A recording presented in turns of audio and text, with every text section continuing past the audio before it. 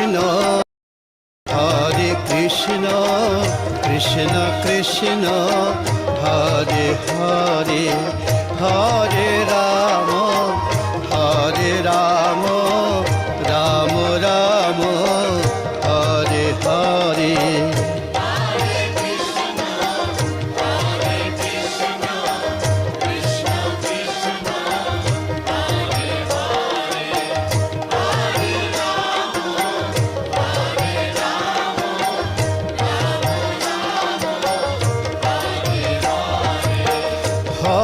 Krishna, Hare Krishna, Krishna Krishna, Hare Hare, Hare Rama, Hare Rama, Rama Rama, Hare Hare.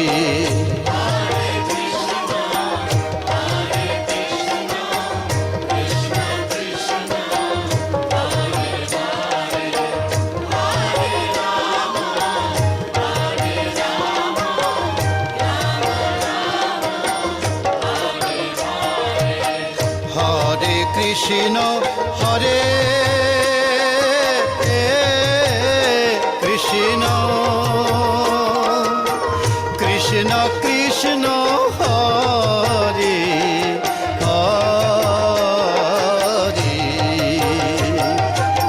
Hare Rama, Hare Rama,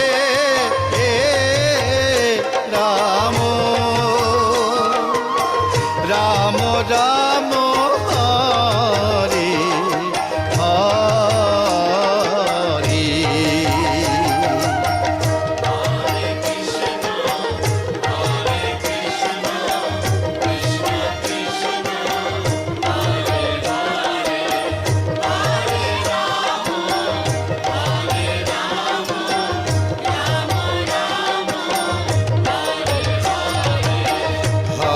Krishna, Hare Krishna, Krishna Krishna, Hare Hare, Hare Rama, Hare Rama,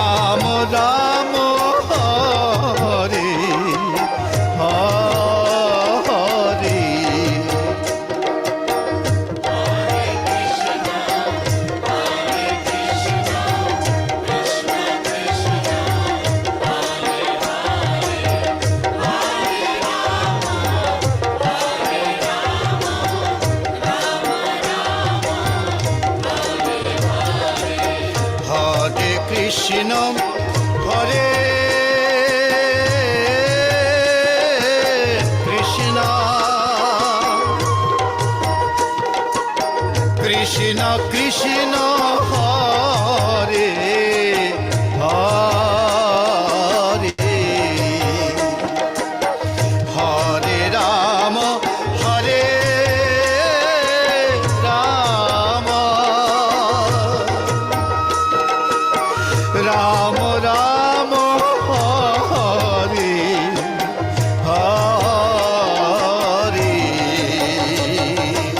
Rama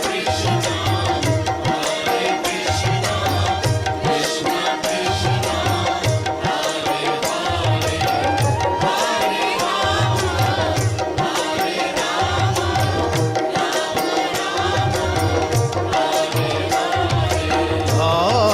Krishna, Hare Krishna, Krishna Krishna, Hare Hare, Hare Rama, Hare Rama.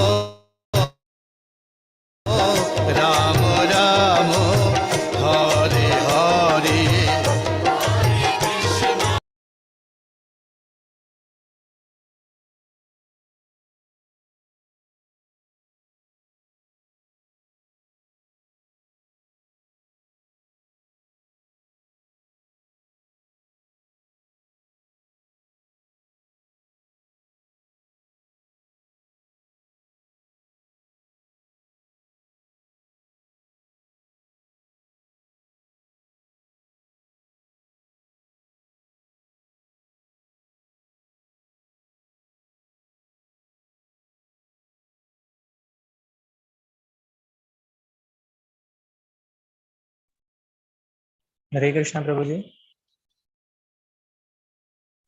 Hare Krishna. I think I'm audible, right? Yes. Dandavat Pranam, Prabhuji. Hare Krishna. Hare Madhav and Krishna. Prabhu. Hare Krishna, devotees. So what should we do? Prabhuji, I just want to know that. Just a second, Prabhuji. Okay. Is Bhakti Mat Prabhuji over here in this meeting? Hare Krishna, Prabhu. Hare Krishna. Hare Krishna, Prabhuji. Prabhuji, I request you to please do some kirtan if possible for you.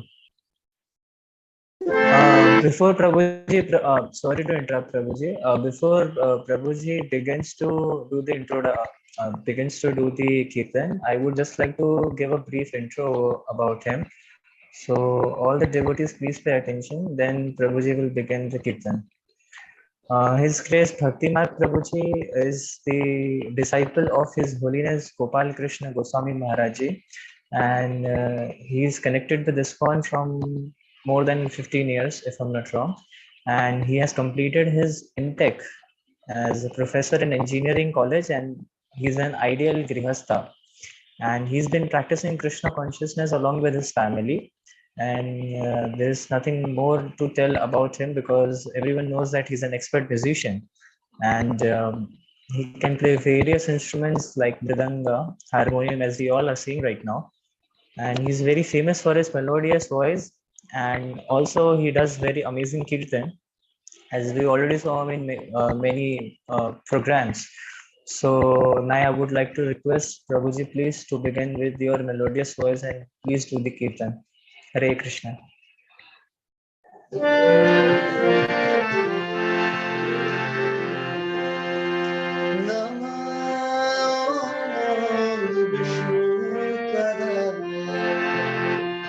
Krishna Prasad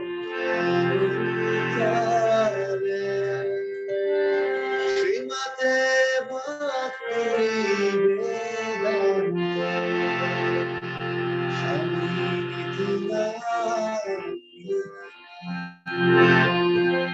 Namaste Saraswati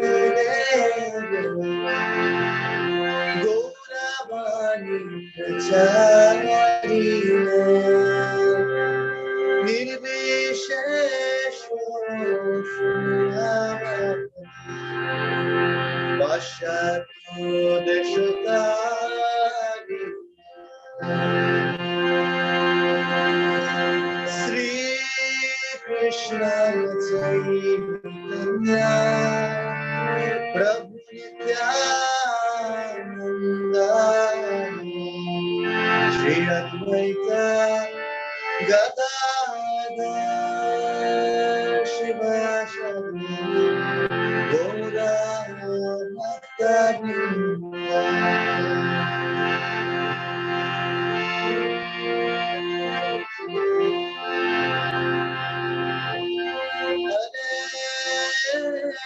Krishna, Krishna Krishna, Hare Hare, Hare Rama, Hare Rama, Rama Rama, Hare Hare, Hare Krishna, Krishna Krishna, Hare Hare, Hare Rama, Hare Rama, Rama Rama, Hare Hare, Hare Krishna, Krishna Krishna, Hare Hare, Hare Rama, Rama Rama, Hare Hare, Hare Krishna,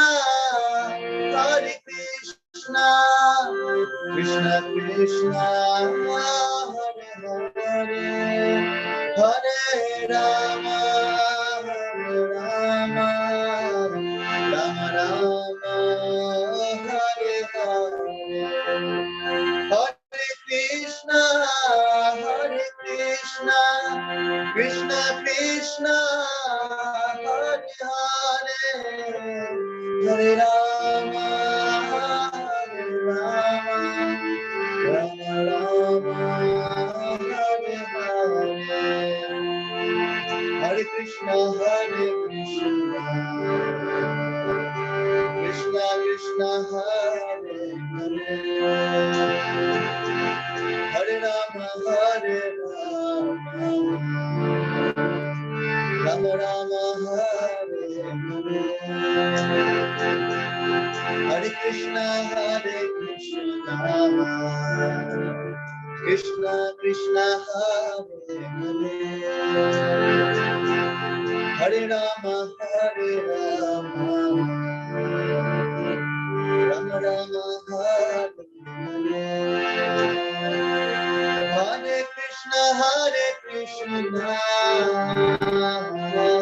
Krishna Krishna, Hare Hare, Hare Rama, Hare Rama, Rama Rama, Hare Hare, Hare Krishna, Krishna Krishna, Hare Hare, Hare Rama, Rama Rama, Hare Hare, Hare Krishna, Krishna Krishna, Hare Hare, Hare Rama, Rama Rama, Hare Hare, Hare Krishna, Krishna Krishna, Hare Hare, Hare Rama, Rama Rama, Hare Hare, Hare Krishna, Krishna Krishna, Hare Hare, Hare Rama, Rama Rama, Hare Hare, Hare Krishna, Krishna Krishna, Hare Hare, Hare Rama, Rama Rama, Hare Hare, Jaya Radha Madhava, Madhava Shri Rama, Jaya Gauranitai, Jaya Gauranitai, Jaya Gauranitai, Prabhupada,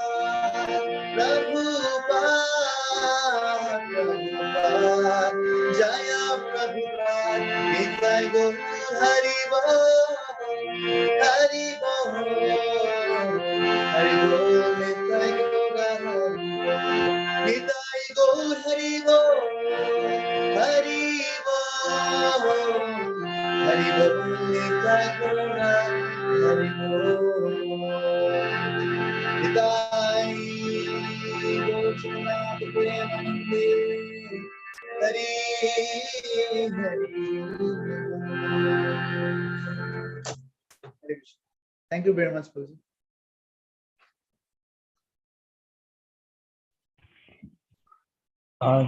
Hare Krishna, I think I'm audible. Hare Krishna. Yes. Thank you so much, Prabhuji, for your wonderful Kirtan. I read correctly that you have a very amazing and a wonderful voice, I must say. And we were very much delighted to hear you, Prabhuji. Hare Krishna. Thank you so much. Madhav, Murari, Prabhu, I just wanted to say that I would like to give intro about you as well. And Prabhuji, also I want to say that I won't be translating word to word. as you will be delivering the lecture, I'll try my level best to give its essence. Okay. Is that okay, Prabhuji? Yes, of course. Yeah, thank you. I request all the devotees to please turn on their cameras if it's possible for them to do. And I also demand all your rapt attention, because I just want to take this privilege to glorify His Grace Madhav Murari Prabhuji. His Grace Madhav Murari Prabhuji is the disciple of His Holiness Gopal Krishna Goswami Maharaj Ji. And if we talk about his legal name, so it's Mikhail Meshanin, right, Prabhuji? Right. And he's from Russia. He has got his higher education in law from Sartov Law Academy in 2005. Also, he joined ISKCON in 2006 to help the humanity and world at large by spreading the message of Srimad Bhagavad Gita all over the world. He is the part of many preaching activities all over the world and conducts many educational seminars and programs worldwide. He has his base in Volgograd, right, North Russia. He In does Russia. the translation. Yeah, Prabhuji. He does the translation services of the Indian ancient scriptures, our sacred scriptures over there. And at present, he is in Yaroslav, Russia. Mm-hmm. That's all, Prabhuji. Thank Okay, you so thank you much. very much. Yeah. Okay, so should we start? Yes, Prabhuji, over to you. Okay. Om Agyana Timirandasya Gyananjana Shalakaya Chakshur Umilitam Yana Tasmaya Shri Gurave Namaha Shri Chaitanya Manох Pishtam Stapitam Yena Bhutale Svaya Rupa Kadama Yam Dadati Svapadantikam Panchakалпатарубьясча Крипа Сингбя Эвача Патитанам Паваныбью Вайшнавабью Наму Намаха Джая Шри Кришна Чайтанья Прабху Нитянанда Шри Адвайта Гададхара Шри Васади Гаура Бхакта Вринда Харе Кришна, Кришна, Кришна, Харе Харе, Харе Рама, Рама Рама, Харе Харе. Okay. And now let's discuss this subject matter, which is called the relationships with Krishna. Revive, maintain, improve. तो topic का नाम है कृष्ण के साथ जो संबंध है, उसके बारे में आज प्रभु जी हमें एनलाइटन करेंगे और हमें समझाएंगे कि कैसे हम हमारी जो कॉन्शियसनेस है उसे रिवाइव करेंगे, उसे मेंटेन करेंगे और उसे साथ ही साथ इम्प्रूव करते चलेंगे. Yes, Prabhu. So each and every of us has his eternal relationships with Krishna. हम सब जानते हैं कि हम सब सनातन धर्म में है और हमारा और भगवान का जो संबंध है वो सनातन आदिकाल से है. And Srila Prabhupada came in this material world, in this perishable world, in order to help us to understand what kind of relationships all of us have. We have these relationships, and he arrived exactly here to help us to understand what kind of relationships with Supreme Lord we have. Srila Prabhupada ji इस भौतिक जगत में हम पतित जीवात्मा जो भौतिक संसार में फंसी पड़ी है और हमारा वास्तविक संबंध प्रभु के साथ क्या है, हम वास्तविक में है कौन और प्रभु कौन है, हमारा उनसे क्या संबंध है, वो हमें हमारे जो रिवील्ड स्क्रिप्चर्स में मिलता है वो बताने के लिए श्रील प्रभुपाद जी इस भौतिक जगत में हम सबको यहाँ से तारने के लिए आए हैं. This subject matter is scientific. Scientific means that this knowledge is tested through many years, through many generations of bhakti practitioners.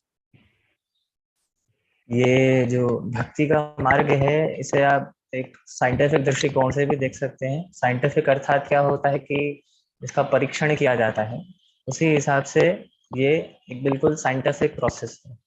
Ji Prabhu. So we have this Prabhu, you don't have to repeat each and every time. Yes, Prabhuji. We just go one after another. And there is no need to tell it every time, to tell it every time. So this process is scientific, and we have this scientific system which is called Shri Guru Parampara. It means disciplic chain of succession. ये जो डिसाइप्लिक succession यानी कि हम चौथे अध्याय के भगवद गीता में पढ़ते हैं कि कैसे एवं परंपरा प्राप्तम, राइट? तो ये जो प्रोसेस है वो एक डिसाइप्लिक सक्सेशन के माध्यम से विकसित किया गया है. So everything is tested by time, everything is tested by experience of other people. If process works, it means it works. There are some symptoms by which one can understand that this spiritual advancement goes on. भूतकाल में हमें ज्ञात होता है कि ये पूर्व काल में काफी लोग हैं जो मैं कहूँगा कि जिन्होंने इस विधि को अपनाया है और वो हमारे आचार्यगण हैं. तो जो डिसाइप्लिक सक्सेशन उन्होंने फॉलो किया है, जो परंपरा वो फॉलो कर रहे हैं, हमसे भी यही आशा की जाती है कि हम वो डिसाइप्लिक सक्सेशन को एज इट इज फॉलो करें. So many exalted personalities also are there in this system of Shri Guru Parampara, and all of them are very highly educated and exalted in the spiritual sense. काफी सारे दिग्गज महानुभाव वैष्णव जन हैं जो आचार्यगण हैं जो इस डिसाइप्लिक सक्सेशन के अंतर्गत आते हैं और उनसे हमें बहुत कुछ सीखना है. So we have this famous verse from Bhagavad Gita where it is written, or where it is said, Imam vivasvate yogam proktavan aham avyayam vivasvan manave praha manur ikshva kave bravit. Shri Krishna, Supreme Lord, he says, I instructed this imperishable science of yoga to the sun god Vivasvan, and Vivasvan instructed it to Manu, the father of mankind, and Manu in turn he instructed it to Ikshvaku. जैसा कि हम screen पर देख सकते हैं कि चतुर्थ अध्याय का प्रथम श्लोक है, श्री भगवान उवाच इमं विवस्वते योगम प्रोक्तवान अहम अव्ययम विवस्वान मनवे प्राह मनुर इक्ष्वाके ब्रवीता. सो इसका हूबहू ट्रांसलेशन जितना मुझे याद है मैं उस हिसाब से आप लोगों के सामने ट्रांसलेट करूंगा. परम भगवान श्री कृष्ण ये कहना चाहते हैं कि मैंने इस अमर योग विद्या को का जो उपदेश था उस प्रथम बार प्रभु ने सूर्यदेव विवस्वान को दिया था, और विवस्वान के पश्चात उन्होंने मनुष्यों के पिता अर्थात मनु महाराज को ये सेम उपदेश दिया था, और मनु महाराज के बाद ये उपदेश इक्ष्वाकु को मिला. सो कहने का तात्पर्य मात्र ये है कि ये जो ज्ञान है वो एक डिसाइप्लिक सक्सेशन फॉलो करता है. So one can ask why this science is called here imperishable. सो ऐसे में कोई व्यक्ति प्रश्न पूछ सकता है कि ये जो साइंस इम्पेरिशेबल साइंस है वो क्यों है और क्या है. Imperishable means eternal, and eternal, all of us, as it was said before, each and every of us, we have these eternal relationships with Supreme Lord Shri Krishna. So it means that the science which describes these eternal relationships with Krishna is also eternal, means imperishable. Imperishable, eternal, ये शब्द से आप वाकिफ हैं. इसका अर्थ ये होता है कि सनातन है, नित्य है. और ये जो भगवत गीता की जो विद्या है इसमें और भगवान में खास अंतर तो है नहीं. तो ये तब भी हम सब के लिए रेलेवेंट था, आज भी हमारे लिए रेलेवेंट है और कल भी हमारे लिए ये रेलेवेंट रहेगा. Imperishable means which existed eternally, always. And each and every of us, we are in the eternal relationships with Krishna. It is just the question, are we conscious? Are we conscious of that we have these relationships or not? But anyway, we have these relationships. And it doesn't matter in which form of life one is situated. It can be human form of life, or a dog or cat or monkey, and so on, or kargosh, etc., etc. But Anyway, the soul is there and eternal relationships are also there. जैसा कि हम सब हमारे revealed scripture से हमें ज्ञात होता है कि 84 लाख योनियां हैं। तो 84 लाख योनियों में से चाहे हमें मनुष्य योनि प्राप्त हो, चाहे हमें कुत्ते बिल्ली की योनि प्राप्त हो, या कोई भी ऐसे निचली प्राणी की योनि हमें अगर प्राप्त होती है, कहने का तात्पर्य मात्र इतना है कि हमारा और भगवान का जो रिश्ता है वो सनातन आदिकाल से है। और चाहे हम किसी भी योनि में भले ही क्यों ना रहे हो, भगवान हमारे साथ परमात्मा स्वरूप हर योनि में हमारे साथ हमेशा देते हैं। वे हमें कभी अकेला नहीं छोड़ते। So mainly it is the question of are we conscious that we have these relationships or not, and are we able to act in these relationships properly or not? That's all. It is the essence. क्या हम लोग ने भगवत भावनामृत की जो चेतना है उसे विकसित किया है, और क्या हम अपने आप में वो चेंजेस को ऑब्जर्व कर पाते हैं या नहीं, ये प्रश्न है हमें अपने आप से करना है। So Srila Prabhupada came in order to give us this eternal or imperishable knowledge of how to revive and how to maintain and how to develop these relationships, eternal relationships with Supreme Lord Shri Krishna. Srila Prabhupada ji इस जगत में आके हम सबको जो भगवत गीता का दिव्य ज्ञान है उसे बताने आए, उसे समझाने आए, ताकि हम लोग अपना जो जीवन है उसे सिद्ध कर सकें, उसे एक दृष्टि दे सके, उसे एक दिशा दे सके। So the essence is to chant Hare Krishna, is to participate in kirtan and to experience ecstatic emotions like Himanshu Dinda does now. Like you can see, he is very happy by chanting because he is chanting holy names of Krishna, I think, right? Himanshu Dinda. That's why he is happy. Hare Krishna. So it is the essence. Srila Prabhupada gave this process to chant Hare Krishna. It is our relationships with Krishna. Srila Prabhupada ji ने हमें जो हरे कृष्ण महामंत्र दिया है, तो यदि हम हरे कृष्ण महामंत्र का नियमित रूप से जप करते हैं तो हम अपने आप में देख सकते हैं कि एक ट्रांसेंडेंटल अनुभूति हमें होती है, दिव्य अनुभूति हमें होती है। तो हम जितना अधिक से अधिक हरि नाम का जप करेंगे तो हम अपने आपस में देखेंगे कि हमारी जो भगवत भावनामृत को लेकर जो चेतना है वो नियमित रूप से विकसित होती रहती है और हम भक्ति मार्ग में और प्रशस्त होते हैं। So this knowledge gives happiness. It is not just dry and dry philosophical knowledge, which produces the headache only. It is the knowledge which makes one really happy. Susukham kartum avyayam, as it is said in Bhagavad Gita 9.2.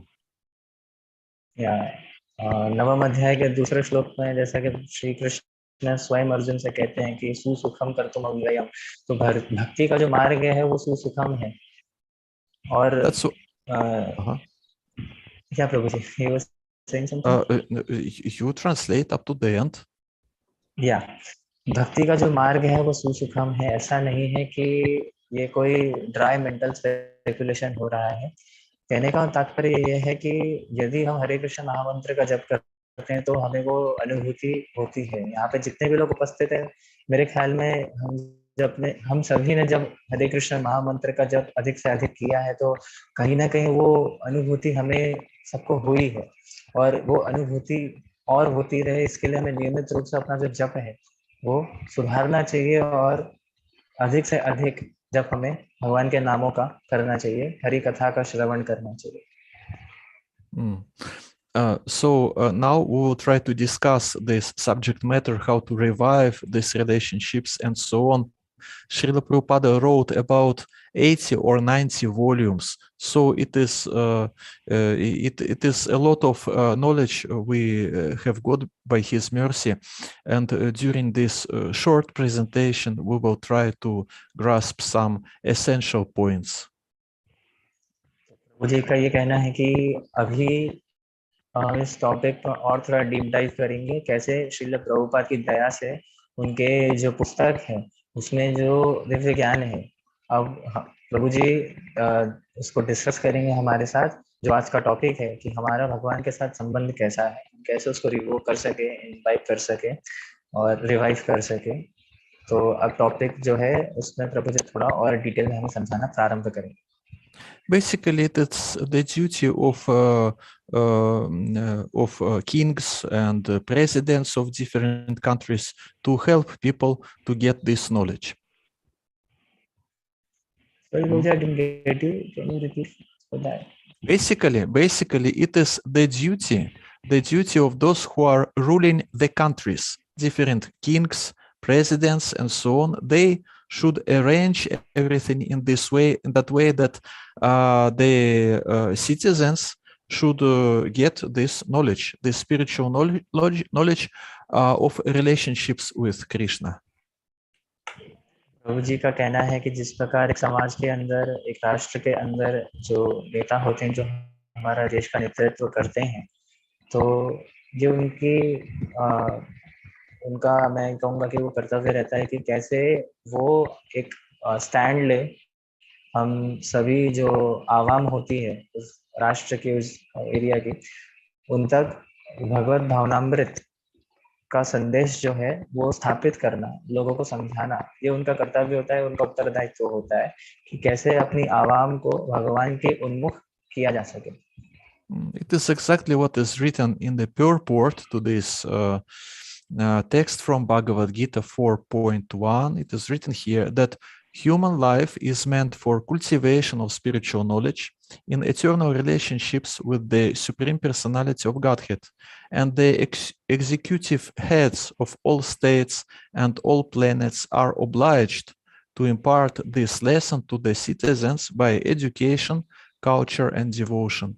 In other words, the executive heads of all states are intended to spread the science of Krishna consciousness so that the people may take advantage of this great science and pursue a successful path utilizing the opportunity of the human form of life.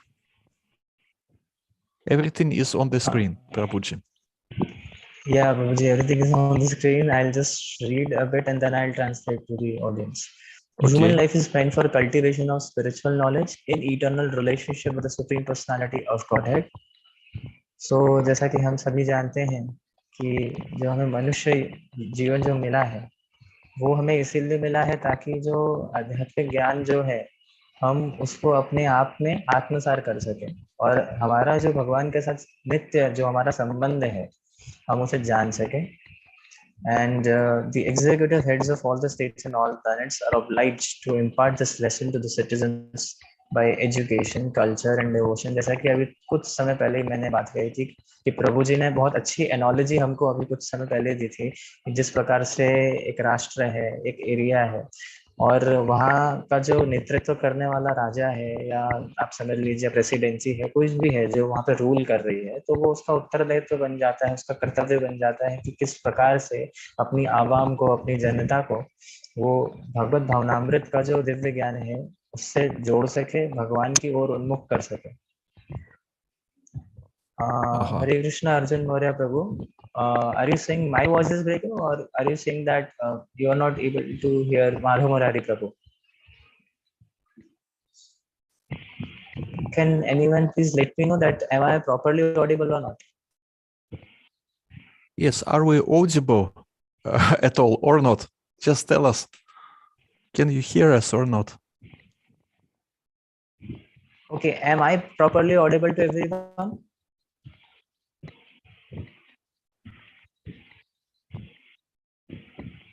Okay, Hare Krishna. They are saying we both are audible, Prabhuji.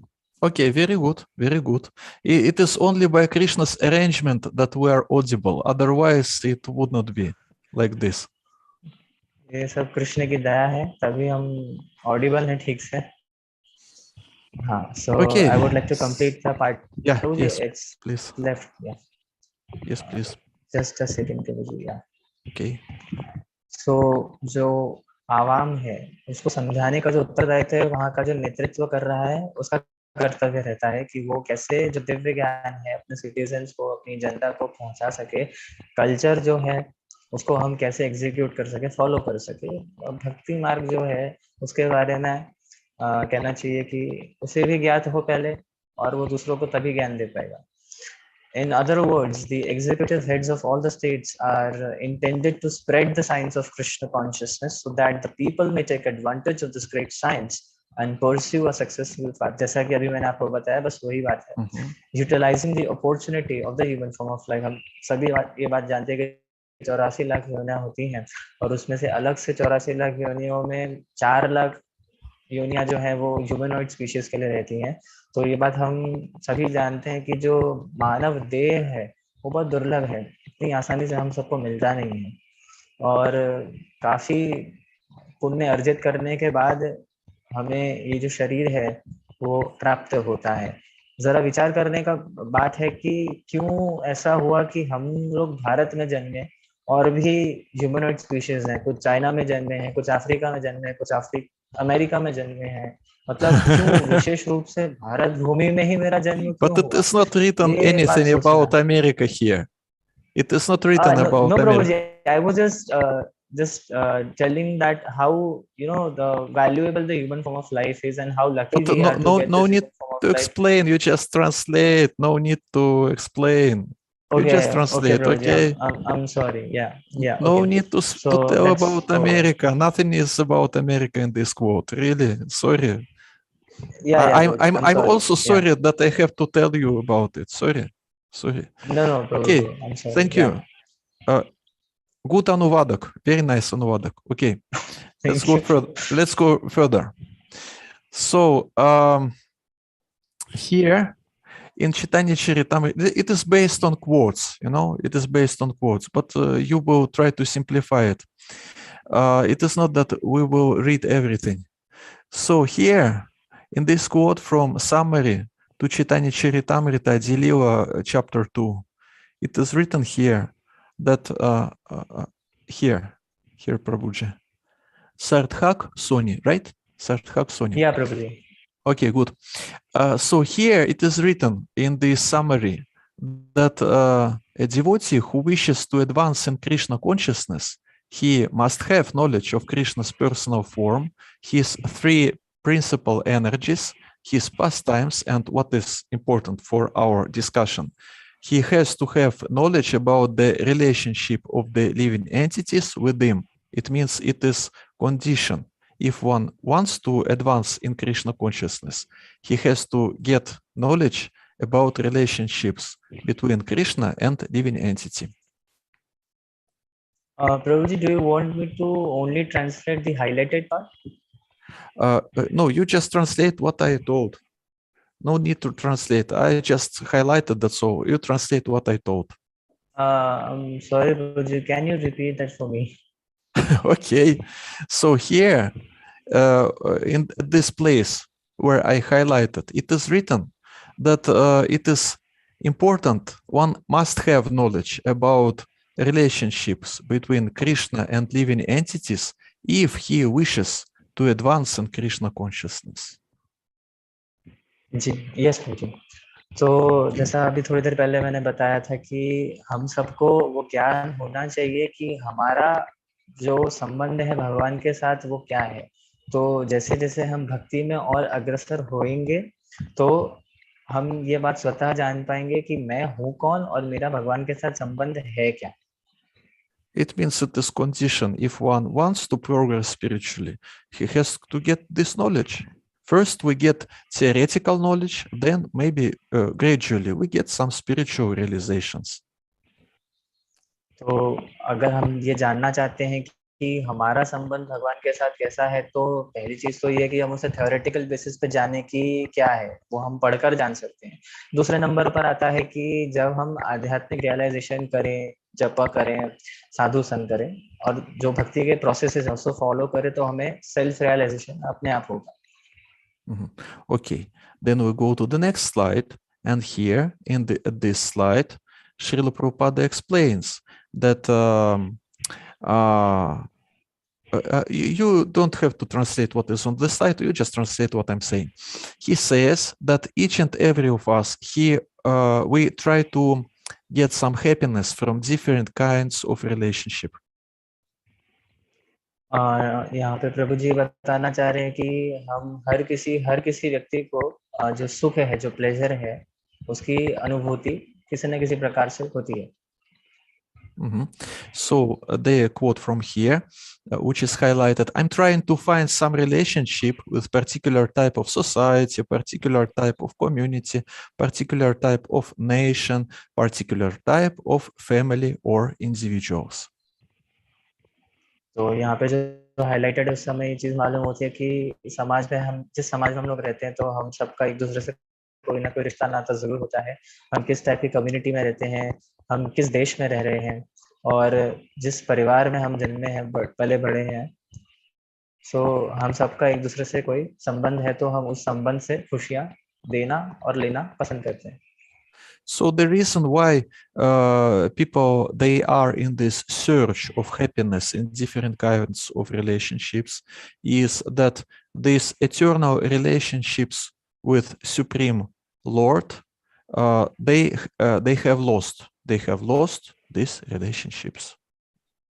तो हम सब जो साथ में रहते हैं, उसका मुख्य जो पर्पस रहता है वो ये रहता है कि हम एक दूसरे को खुशियां दे सके और उनसे ले सके. बट आज के टाइम पे ये हो गया है कि हमने वो जो हमारा रिश्ता है, जो हम आजू बाजू में दोस्तों से ढूंढ रहे हैं, वो रिश्ता क्या हम सब ने भगवान के साथ स्थापित किया, और यदि हमने अगर वो स्थापित कर लिया है, तो सुख की अनुभूति स्वतः होगी. It would be more exact. It would be more exact to tell that one he doesn't lose these relationships, but he forgets about these relationships because relationships are there, but we are not so much conscious about these relationships. So when we say that these relationships are lost, literally it means they are not lost, they are forgotten. यहाँ पे एक बात ध्यान देने की है कि हमारा जो भगवान के साथ संबंध है, ऐसा नहीं है कि हमारा संबंध उनके साथ है ही नहीं. ये बस ये है कि हम अभी जिस भौतिक जगत में आ गए हैं, तो माया का जो आवरण है हम पर आ चुका है, उसी वजह से हमारा जो भगवान के साथ ऑलरेडी संबंध जो स्थापित है, हम बस उसे भूल गए हैं. और हमारा जो भगवान के साथ रिश्ता है, हमें उसे बस एक बार रीएस्टैब्लिश करने की आवश्यकता है. Okay, so he gives an example. Srila Prabhupada gives an example, like for example, one wants to find his watch in the darkness. He is touching this, he is touching that, but as you can see on the screen, but the real thing you are not touching. When one is trying to find his watch or whatever, he tries to find it in the darkness. यदि मान लीजिए अंधेरा हो और आपके आसपास कोई वस्तु रखी हुई हो, तो अंधेरे में आप ये अनुमान नहीं लगा पाएंगे कि जो वस्तु आप ढूंढना चाह रहे हैं, क्या आपने वही वस्तु ढूंढी या नहीं ढूंढी है. सो हमें मालूम नहीं पड़ेगा कि जो वस्तु मैं खोज रहा हूँ, क्या मैंने उसे ही अपने हाथ में पकड़ा है, क्या मैं उसे ही ढूंढ रहा हूँ या नहीं ढूंढ रहा हूँ. क्योंकि अंधेरा है, तो उस वजह से जो विषय वस्तु अपनी जगह पर रखी है, मैं उसे खोज नहीं सकता. That's why we say Om Agyanatimirandasya, Gyananjana Shalakaya, and so on. It means that we were in darkness, but by mercy of spiritual master, he came in this dark place with the torch of knowledge, and because of this we became enlightened. हम लोग जानते हैं कि हम जब starting में जो prayer करते हैं, ओम अज्ञानतिमिरान्धस्य, उसका अर्थ यही है कि मेरा जो जन्म हुआ था, तो वो बहुत गहन अंधकार में हुआ था, और मेरे जो पूज्य गुरुदेव जी हैं, उनके संरक्षण में मुझे दिव्य ज्ञान मिला, तो मैं उस अंधेरे से बाहर आ चुका. और वो जो अंधेरा था, उससे मैं बाहर आ चुका. उसका मतलब है कि जब मुझे उनके मुखारबिंद से दिव्य ज्ञान जो है वो प्राप्त हुआ, तो मेरा जो तमस था, मेरा जो अंधकार था अज्ञान रूप का, उसका नाश हुआ. That's why devotees are so happy. As you can see, they are happy, always happy, or quite often happy, because they found these relationships with Supreme, or at least they are on the path of reviving these relationships. तो यही अंतर होता है एक संसारिक व्यक्ति में और एक भक्त के जीवन में। भक्त जो रहते हैं वो बाय नेचर उनका ऐसा होता है कि वो हमेशा प्रसन्न चित्त रहते हैं, खुश रहते हैं। लेकिन हम किसी और व्यक्ति को देखें जो भगवान का भक्त नहीं है, तो वो वैसे ही अपना कहना चाहिए कि प्रॉब्लम्स ऑफ लाइफ से जूझ रहा है। लेकिन हम लोग जो डिवोटीज होते हैं वो लोग हैप्पी रहते हैं through all the situation in our life. So it is good example. For example, you lost your watch, and I'm sure that each and every of you, and myself, of course, also we have this experience when we lose our watch or whatever, and then we found it and we are happy. So it is almost the same, but of course it is on the it is on the higher level. It is the level of spiritual happiness. तो जैसा कि अभी example आप सभी को दिया गया था कि मान लीजिए आपकी घड़ी है और आप अंधेरे में हैं, ठीक है, तो अगर वो आपकी घड़ी खो जाए तो आप बड़े आश्चर्य में होंगे मैं कैसे ढूंढूं उसे, और मान लीजिए वो घड़ी आपको मिल जाए तो आप कितने प्रसन्न चेत होंगे। तो यही एनालॉजी जो है अभी लिखी थी, मैं बस वही आपके सामने सभी के सामने रिपीट कर रहा हूँ। आई थिंक वो क्लियर है हम सभी को। So that's why Srila Prabhupada, he says here, I'm highlighting this part, we're giving you your lost relationship, which you are searching out, life after life. Translate, please. तो यहाँ पे श्रील प्रभुपाद जी ने बहुत इजी तरीके से हम सभी को समझाया है कि through the process of Krishna consciousness हमारा जो संबंध है जो भगवान के साथ हम बस भूल गए हैं। तो जब हम कृष्ण कॉन्शियस के मेथड को अपनाते हैं तो हमारा जो वो लॉस्ट रिलेशनशिप है प्रभु के साथ वो रिवाइव होना शुरू हो जाता है, और ये हम लाइफ आफ्टर लाइफ ढूंढ रहे हैं। तो यहाँ पे आप आई थिंक एनालॉजी से कनेक्ट कर पा रहे हैं कि क्यों घड़ी का उदाहरण दिया गया था। तो जो हम लाइफ आफ्टर लाइफ जिस हैप्पीनेस को हम ढूंढ रहे हैं, राइट, तो फिर वो हमें जब हम कृष्णा कॉन्शियसनेस को फॉलो करेंगे तो वो हमें इसी लाइफ में मिल सकता है। So here it is written, and you are confused. Take this, you will be happy. You will find your relationship, eternal relationship with Krishna. With Krishna. और ये काफी सेल्फ एक्सप्लेनेटरी है। तो मैं ये कहूँगा कि जैसे ही हम कृष्ण भावनामृत को अपना लेते हैं तो हम जो है हैप्पीनेस के मूड में आ जाते हैं, रिजॉइस के मूड में आ जाते हैं, और हमें हमारा जो संबंध है जो शायद हम भूल चुके हैं या भूल जाते हैं वो हमें वापस से रीएस्टैब्लिश होके हमारे सामने आ जाता है। अच्छा, किसके साथ? हमारा और भगवान श्री कृष्ण का जो संबंध है। Okay, we go further. So the essence of this relationship in Sanskrit, we call it how do we call it? We call it Aishwarya. Aishwarya. Okay. तो प्रभु जी बस एक बात बता रहे थे कि संस्कृत में एक टर्मिनोलॉजी होती है, उसको कहते हैं ऐश्वर्य। तो now Prabhu ji, Aishwarya, it means to understand that Supreme Lord is great, and to have this attitude to Supreme. ऐश्वर्य का अर्थ होता है ऑप्युलेंस, कि भगवान का जो कहना चाहिए कि कैसे समझाऊं आपसे, आई थिंक आप समझ चुके हैं कि Aishwarya means the opulence of the lord, right? No, Aishwarya means the greatness of the Lord. That he is, as it is written here, predominator. He is predominator. We are subordinate. He is the greatest person. तो ऐश्वर्य का अर्थ प्रभु जी ने आप सबको बता दिया है, आप समझ ही चुके हैं। तो भगवान हमसे मतलब कहना चाहिए कि वे हमसे हर चीज में श्रेष्ठ हैं। हम लघु हैं, हम अणु हैं, राइट, और वो परम है, वो हमसे बड़े हैं हर चीज में, right.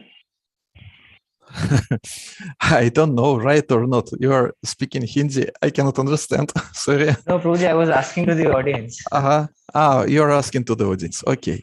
And opulences in Sanskrit will be vibhuti. Vibhuti are explained in the 10 chapter of Bhagavad Gita. So here on this slide, you can see, let's try like this. I will be reading one sentence in English, yes? And you, without repeating, you just translate in Hindi. Is it possible?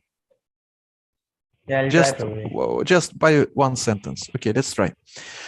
Doubts about the eternal relationship of the Lord and the living entity are created by mental speculators in different ways. But the conclusive fact is that the relationship of God and the living entity is one of the predominator and the predominated. हमारा जो भगवान के साथ सनातन eternal जो हमारा relationship है भगवान के साथ, तो ऐसा काफी बार होता है कि हम बहुत प्रकार के ऐसे जो लोग होते हैं, तथाकथित लोग होते हैं, हम उनसे हमारा जो संबंध है भगवान के संबंध जो है उनसे उनके मतलब उनसे हम सुनते हैं, श्रवण करते हैं, तो हम एक्चुअली कंफ्यूज हो जाते हैं। और लेकिन जो इसका जो कंक्लूसिव आंसर रहता है वो ये होता है कि हमारा और भगवान का जो संबंध उसमें ये होता है कि वो प्रीडोमिनेटर है और हम प्रीडोमिनेट होते हैं, यानी एक नियंत्रक है और हम कंट्रोल होते हैं। प्रीडोमिनेटर आप आई थिंक सब समझ ही गए होंगे। और एक होता है प्रीडोमिनेट हो जाना और एक होता है प्रीडोमिनेट करना। जो प्रीडोमिनेट हमको करते हैं वे ईश्वर होते हैं, प्रभु होते हैं, और जो प्रीडोमिनेट हो जाते हैं वो हमें seems to be that you started to explain again. You just translate. No need to explain. Okay. No, you just translate what is written about here. Predominator and predominated. Okay. Yeah. The Lord is the eternal predominator, and the living entities are eternally predominated. We are eternally predominated by Krishna. तो ये काफी self explanatory है, इसका मुझे नहीं लगता आप सभी को ट्रांसलेशन का खास आवश्यकता है, बट मैं कह देता हूँ कि भगवान जो है वो प्रीडोमिनेटर है और हम जो है सनातन आदि काल से प्रीडोमिनेट होते हुए आ रहे हैं। Real knowledge of this relationship entails reviving the lost consciousness to this standard, and the process of such revival is devotional service to the Lord. It is very important. It is the point. It is the idea. It is, how to say, it is the conclusion of all sacred scriptures that one should perform devotional service. But it is great secret for many people. So, वास्तविक जो सत्य है वो ये है कि हमारा और जो भगवान का रिश्ता है, जो करंट टाइम पे ऐसा होता है कि हम भूल जाते हैं, तो उसका जो कंक्लूसिव ट्रूथ है वो ये है कि भक्ति मार्ग को अपनाकर हमारा जो लॉस्ट रिलेशनशिप जो रहता है उसको हम वापस से रीएस्टैब्लिश कर सकते हैं, रिवाइव कर सकते हैं। Okay, we're going further. So it is about those who are practicing devotional service. This slide about this category of people. Prabhuji, can you repeat? I'm sorry. This slide that you can see on the screen, this slide is about this category of people who are performing devotional service.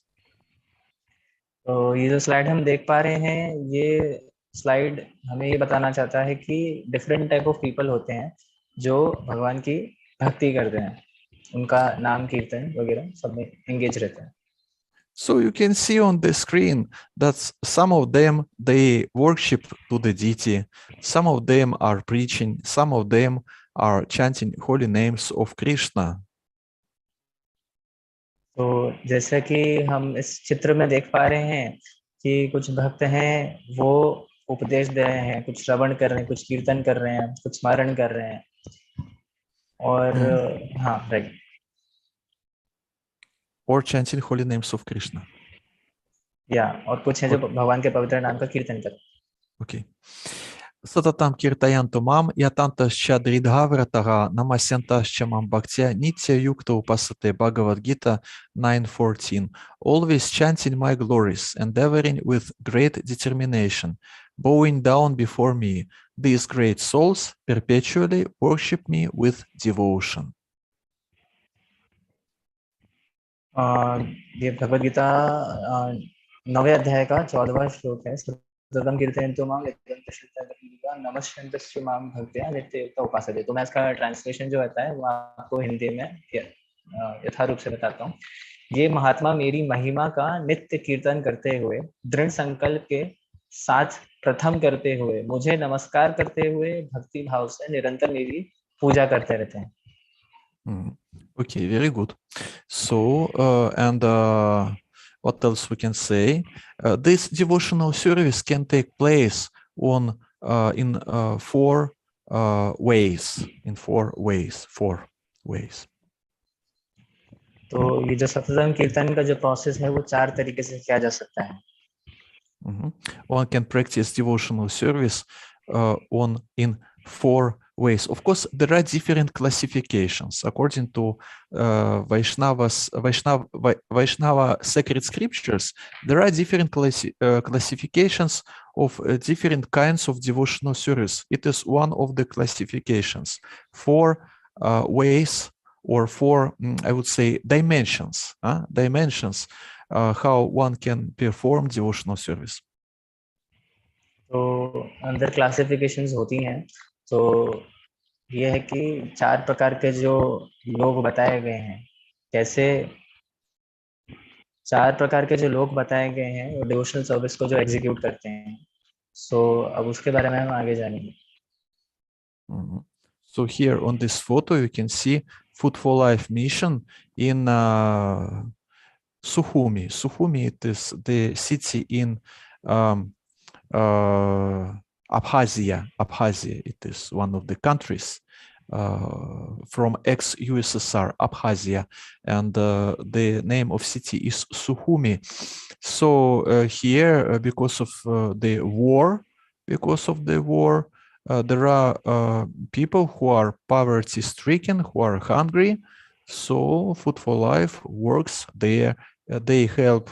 They give food. They give prasadam to people who are in need, and also who are in some places where war or something like this, or some calamities takes place.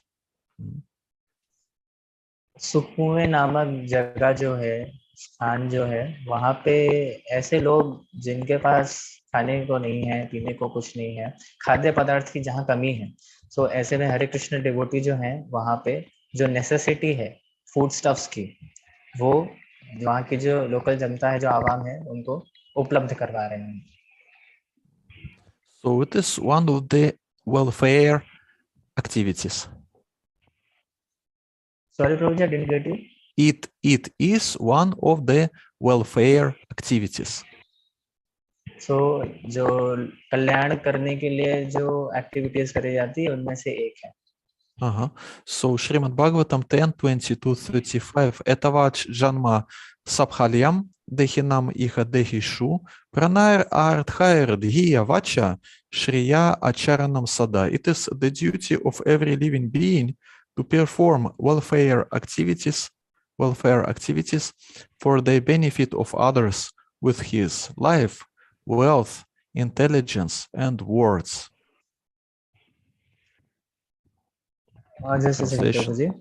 Translation is on the screen.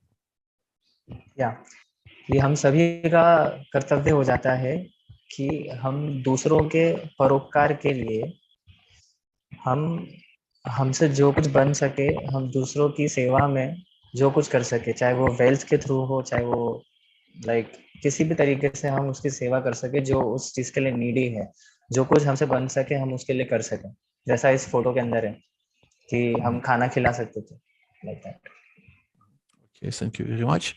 So we have these 4 dimensions or 4 ways how to perform devotional service. Means one can perform this activity with his point 1 life, point 2 wealth, point 3 intelligence, point 4 words.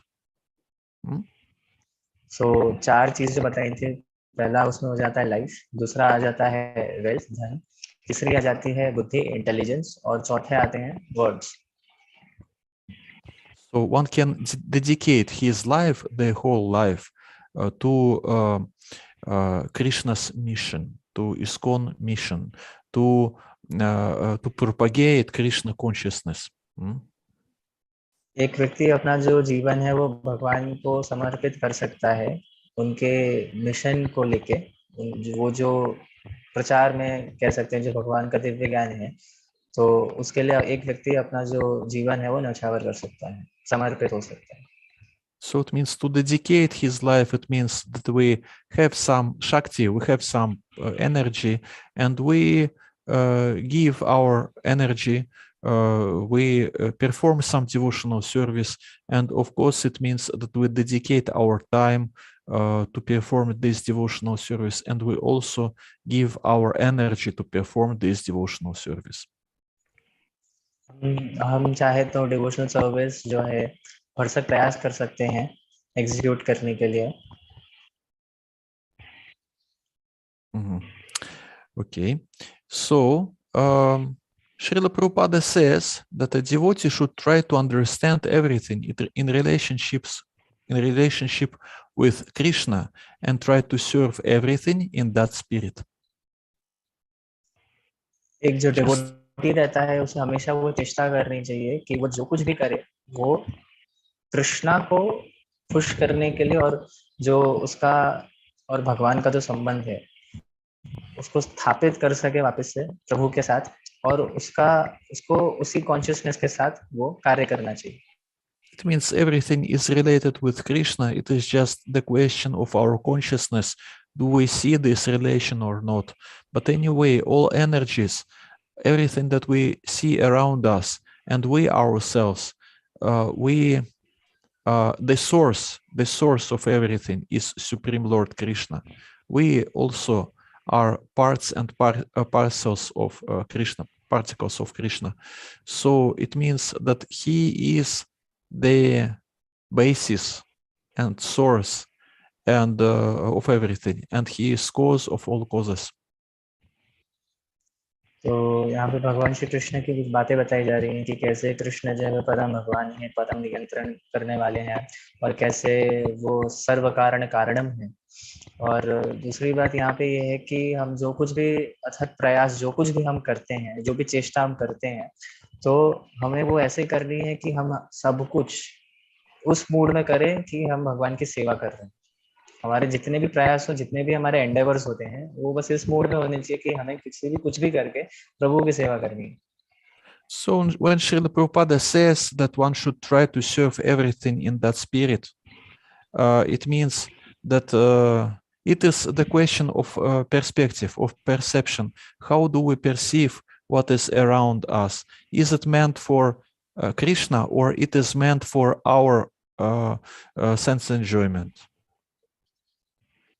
What is the purpose? What is the purpose of what we see around us? What is the purpose? It is the main question. Prabhuji, can you repeat that for me? I didn't get you. It is the main question to understand, to have an understanding.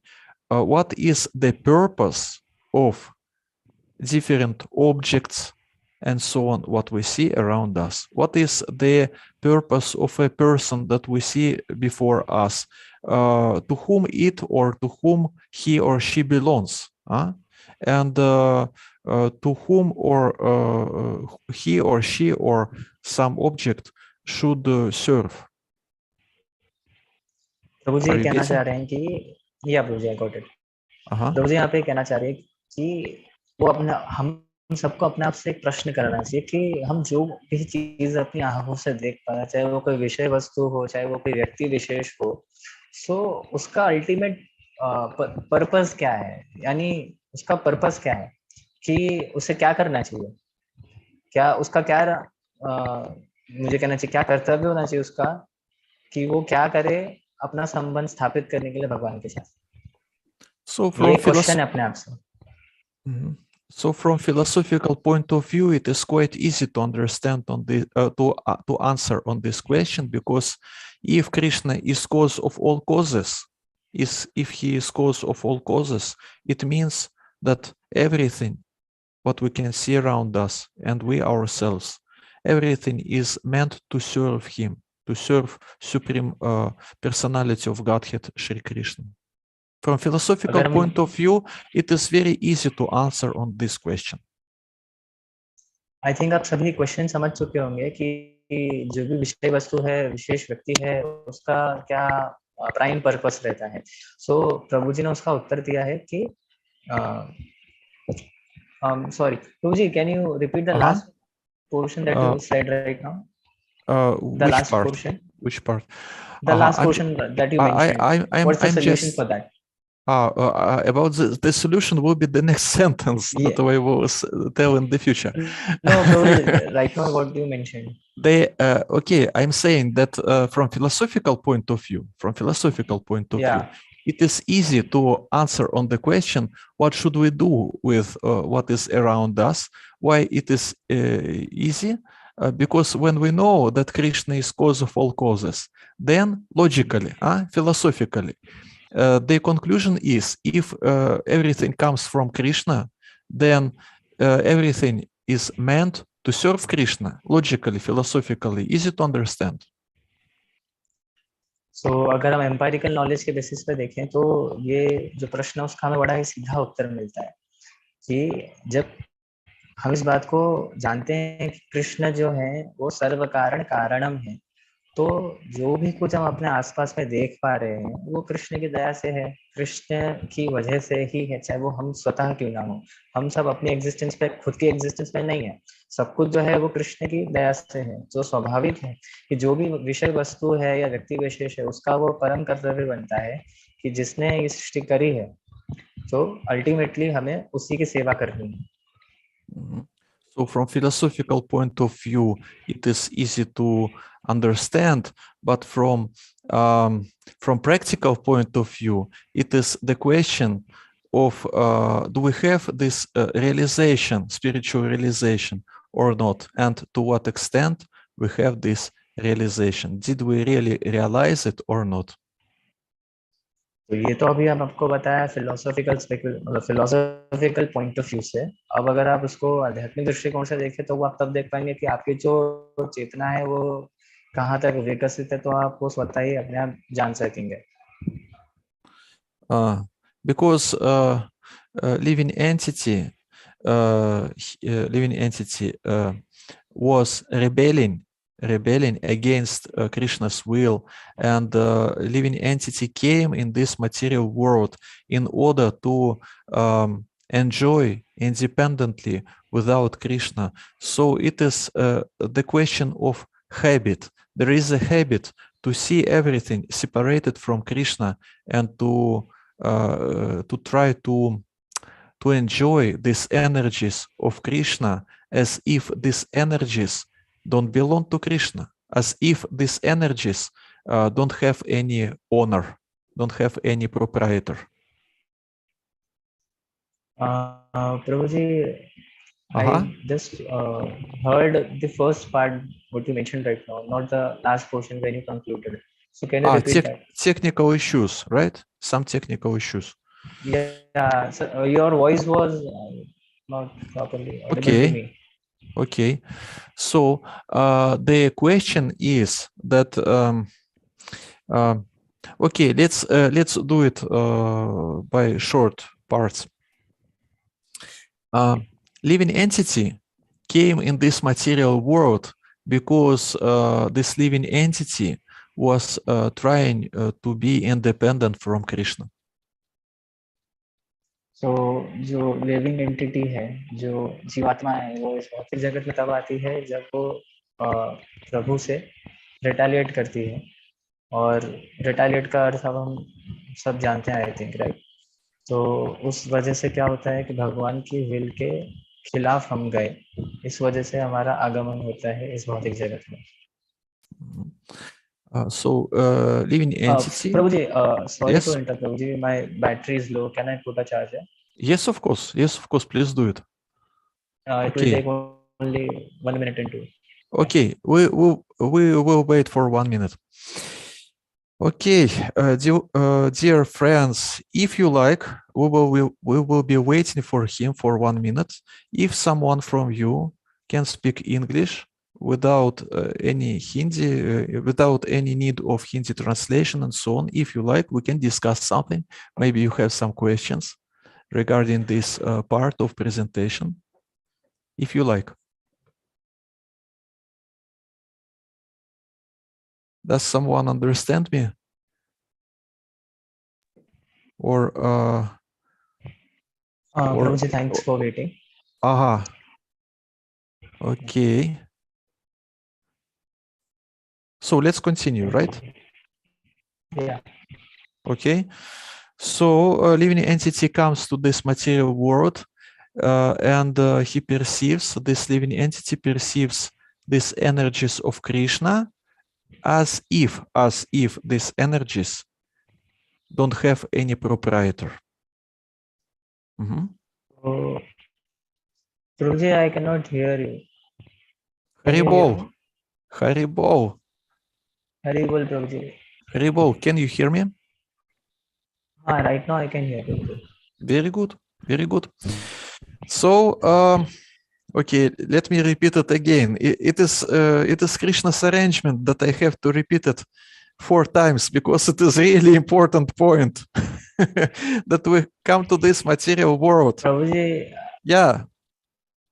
Cannot hear me? Again, the voice is lacking. Voice is lacking, really? I cannot hear. Okay, let's ask our audience, can they hear us or not? Yes, Prabhuji, we are able to hear you. Very good. Sarthaksoni, Prabhuji, maybe some technical issues on your side. I don't know. Just let's try again. Living entity comes to this material world and he, living entity, perceives these energies and objects and persons around him and so on, as if these energies don't have any proprietor.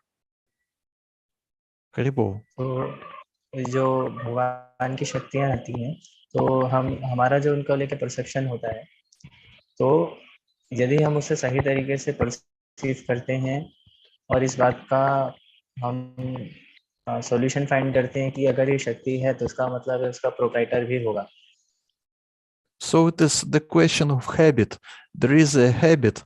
Living entity, conditioned living entity, is accustomed to perceive the world around them as a world which is created or which exists just for his own enjoyment. बद्ध जीवात्मा की प्रवृत्ति होती है कि संसार में जो कुछ है वो सब उसी के उपयोग के लिए है, उसी के उपभोग के लिए है. So this state of consciousness is called Bahirmukha. Bahirmukha, it means that living entity, he turns his head 180 degrees against Supreme Lord Shri Krishna. तो ऐसे जो लोग होते हैं जिनके बारे में भी बताया गया उनको कहते हैं बहिर्मुखा, जो लोग भगवान से अवर्स होते हैं. So it is the question of habit. It is the question of habit to perceive this world as if it doesn't have any proprietor. And of course, if living entity denies the proprietor and controller, supreme controller of this world, it means automatically, it means he denies Supreme Lord Shri Krishna and he denies his eternal relationships with Krishna. तो ऐसे लोग जो इस बात को मानते नहीं है कि इस जगत का भी एक प्रोप्राइटर है जो कि सुप्रीम लॉर्ड कृष्ण है, तो ऐसे लोग बहिर्मुख हैं. Okay, so here in this quote, Srila Prabhupada says, to serve everything means to engage everything in the service of Krishna. Here you can see this on the screen. तो जैसा कि हम screen पर देख पा रहे हैं कि हम जो कुछ करें हमारे जो भी एंडेवर्स रहते हैं वो इस मूड में होने चाहिए कि हम सुप्रीम लॉर्ड श्री कृष्ण की सेवा करें. So it is called Yukta Vairagya. उसे कहते हैं युक्त वैराग्य. Yukta Vairagya means that everything that we have or we know or we possess and so on, we can engage, or at least we can try to engage in devotional service, in the service of Krishna. It means that we try to develop this understanding that the source of this is Krishna. So it means that the proper usage of what we have is to dedicate it, to use it in the service of Krishna. युक्त वैराग्य का अर्थ ये होता है कि हमारे पास जो भी विषय वस्तु उपलब्ध है हम उसे किस प्रकार भगवत भावनामृत में उसे उपयोग कर सकें. So it is the process that we are trying to get rid from this bad habit of enjoy material world, and we try to create good habit to engage everything in the service of Krishna. तो हमारी जो ये बुरी आदत लगी हुई है कि जो कुछ इस जगत में देखते हैं वो हमारे ही इंद्रिय भोगों के लिए है. सो हम उस बैड हैबिट को क्विट करेंगे एक अच्छी आदत को लगाकर. And the more we can engage everything in the service of Krishna, the more we see and we know how to engage everything in the service of Krishna. It means basically the more Krishna consciousness we have. हम जितना अधिक युक्त वैराग्य होकर चलेंगे भगवान की सेवा के लिए उतना ही उन्नति करेंगे हम भक्ति मार्ग में. Okay, let's go further. So life, one can dedicate his life to Krishna. तो एक व्यक्ति जो है वो अपना पूरा जो जीवन है वो श्री प्रभु को समर्पित कर सकता है. Like Shri Krishna, Supreme Lord Shri Krishna, he says in Bhagavad Gita 9:27, whatever you do, whatever you eat, whatever you offer or give away, and whatever austerities you perform, do that, O son of Kunti, as an offering to me. Yat karoshya dashnasi, yat juhosha dadasi yat, yat tapasya sikaunte yat, at kurushvama darpanam. तो ये जो हम वर्ष देख रहे हैं 9वें अध्याय का 27वां श्लोक है. मैं आपको इसका हिंदी का जो अनुवाद है वो आपको पढ़कर सुनाता हूँ. प्रभु कहते हैं, हे कुंती पुत्र, तुम जो कुछ भी करते हो, जो कुछ खाते हो, जो कुछ भी अर्पित करते हो या जो कुछ भी दान देते हो और जो भी तपस्या करते हो उसे मुझे अर्पित करो, उसे मुझे अर्पित करते हुए करो. Of course, one cannot offer sinful activities, make sinful activities, make an offering from sinful activities, make an offering to Krishna. One cannot do it. One should reject sinful activities, but activities that are proper, one can dedicate to Supreme Lord Shri Krishna. तो हमें ऐसे में ध्यान रखना है कि हमारा जो सिंफुल एक्टिविटी करने की जो प्रवृत्ति है हमें उसके फल भगवान को एज एन ऑफरिंग नहीं देने हैं. हमें वो चीज ऑफरिंग देनी है जिसको हम वास्तविक रूप से भगवान की सेवा की तरफ लगा सकें. So the main idea is, anyway, it is quite often people are interested. What is the purpose of my life? तो काफी बार हम देखते हैं कि लोग काफी उत्सुक रहते हैं कि वो ये बात का वो एक जो सवाल है कि हमारा जो उद्देश्य क्या है हमारी लाइफ का, हमारा जो सोल जो एम है हमारी लाइफ का वो है क्या. तो लोग काफी उत्सुक रहते हैं इस प्रश्न का उत्तर जानने के लिए. So some categories of people, they say that this question of the purpose of one's life is not so serious. You just eat, drink, and be happy and enjoy this life. What is the use to ask this dry philosophical questions. What is the purpose of life? You have this life, just live your life and enjoy your senses, enjoy these objects that you see around you. Don't ask these questions. Don't try to be too smart. Just live as other people, as ordinary people live. Huh? साधारण जन लोगों की संख्या ये होती है कि एक ही लाइफ है, अभी जी लो, दोबारा किसने देखा है कि दोबारा जन्म मिलेगा, कहाँ मिलेगा, मृत्यु उपरांत लोग कहाँ जाएंगे। तो लोगों की मानसिक चेतना जो है वो ऐसी रहती है कि जो भी कुछ इस दृश्य जगत में हमें उपलब्ध है उसका उपभोग मात्र हमारे इंद्रियों की तुष्टि के लिए होना चाहिए।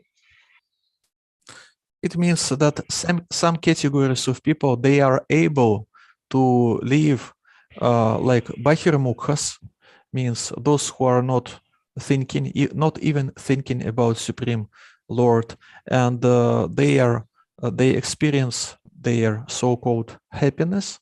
Some people are able to live like Bahirmukhas, but other people, like some spiritual seekers and so on, and devotees and other spiritual practitioners or candidates for spiritual life, they feel some emptiness in their hearts when they have no answer on the question of what is the purpose of my life. तो दो प्रकार के लोगों की बातें यहाँ चल रही है, एक वे लोग जो बहिर्मुख हैं और एक वे लोग जो आध्यात्मिक जीवन जीते हैं, जो भगवान से प्रेम करते हैं, जो भगवान की भक्ति करते हैं।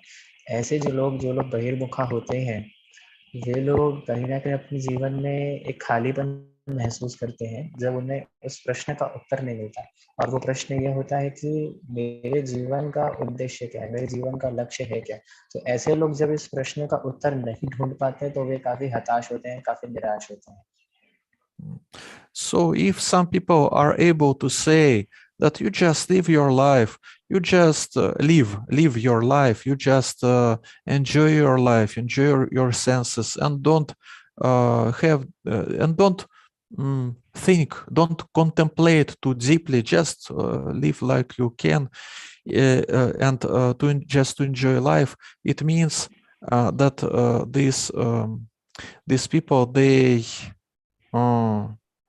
their habit to enjoy the senses and to live independently from Supreme Lord, this habit is really strong. This habit carries away them from spiritual activities. तो बहिर्मुखा जो लोग होते हैं, ऐसे लोगों में ये प्रवृत्ति पाई जाती है कि वे लोग जो है कि हर इंद्रिय विषय का जो भोग है अपनी इंद्रिय तुष्टि के लिए करते रहना चाहते हैं, और ऐसे लोग जो इन्हीं कार्यों में अधिक से अधिक अपनी चेतना लगाए रखते हैं, प्रवृत्त रहते हैं, तो ऐसे लोगों के लिए काफी मुश्किल हो जाता है कि वे इन सबको त्याग कर भगवान की सेवा की ओर उन्मुख हो सकें। But this habit becomes weak when one accumulates so-called Agyata Bhakti Sukriti. Agyata Bhakti Sukriti, it means that he, for example, he takes some prasadam, or he hears Harinam, Nagar Sankirtan, or he reads something from Srila Prabhupada's books. So gradually, this Bhakti Agyata Sukriti accumulates, and because of this, person becomes more interested in spiritual life. अगर कोई व्यक्ति ये चाहता है कि वो आध्यात्मिक उन्नति की ओर अपना जो मार्ग है वो प्रशस्त करे, तो उसके लिए उसे जो यदि उसे एक्सीडेंटली अगर भगवान का प्रसाद मिल जाता है, या फिर उसे कहना चाहिए कि भक्तों का एसोसिएशन मिल जाता है, या वो नगर संकीर्तन में जाके भगवान के संकीर्तन में नृत्य करता है, सो ऐसे क्या होगा कि वो ग्रेजुअली एक ऐसे लेवल पर आएगा जहाँ पर वो खुद ही इस बात को डिसइंटिग्विश कर पाएगा कि पहले वो क्या था और एक्चुअली उसे क्या करना चाहिए। So devotees of Krishna, they can be on different levels of spiritual advancement, but the main idea is to understand that this life is meant for Krishna's pleasure.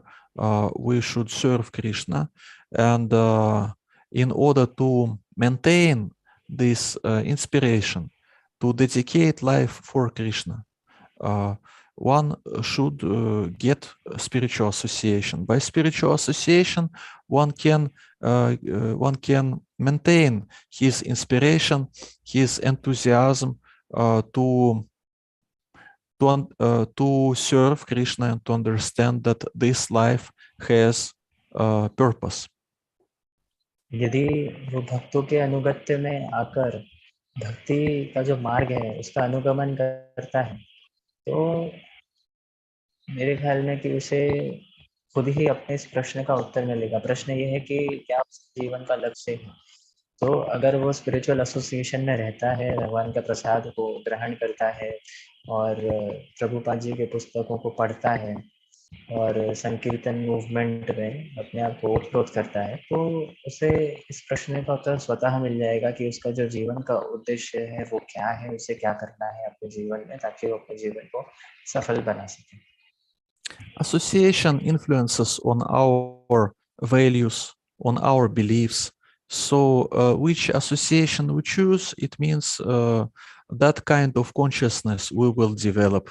That's why it is very important to associate with Vaishnavas, especially with exalted Vaishnavas, in order to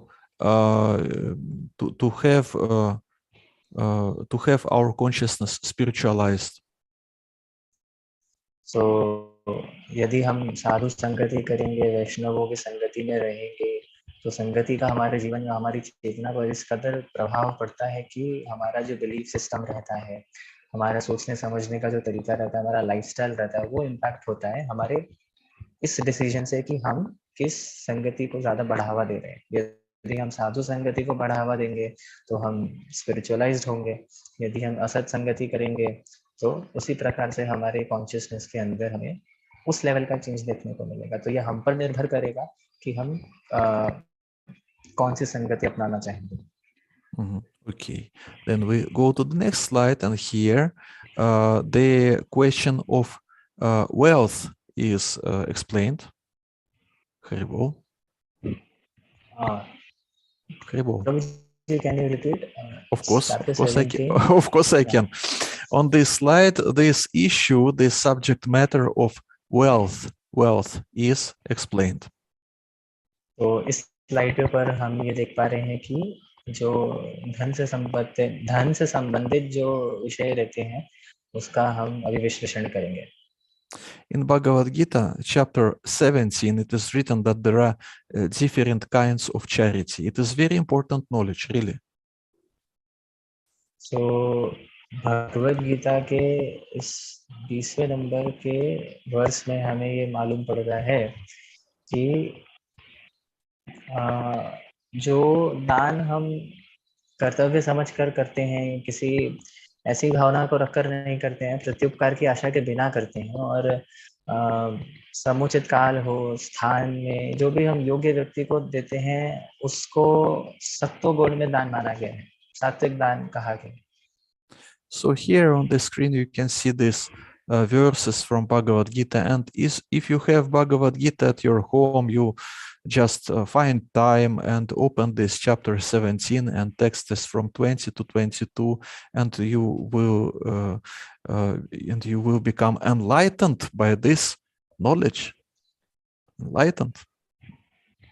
तो जो text क्रमांक 21 है, तो उसमें ये बताया गया कि अगर कोई दान किसी प्रत्युपकार की भावना, यानी अगर मैं किसी चीज की उम्मीद करूं कि मुझे बदले में क्या मिलेगा, तो अगर वो कोई कर्म के फल की इच्छा करेगा और वो अनिच्छा पूर्वक है, मतलब स्वतः नहीं किया है, तो वह ऐसा दान रजोगुणी कहलाया गया है।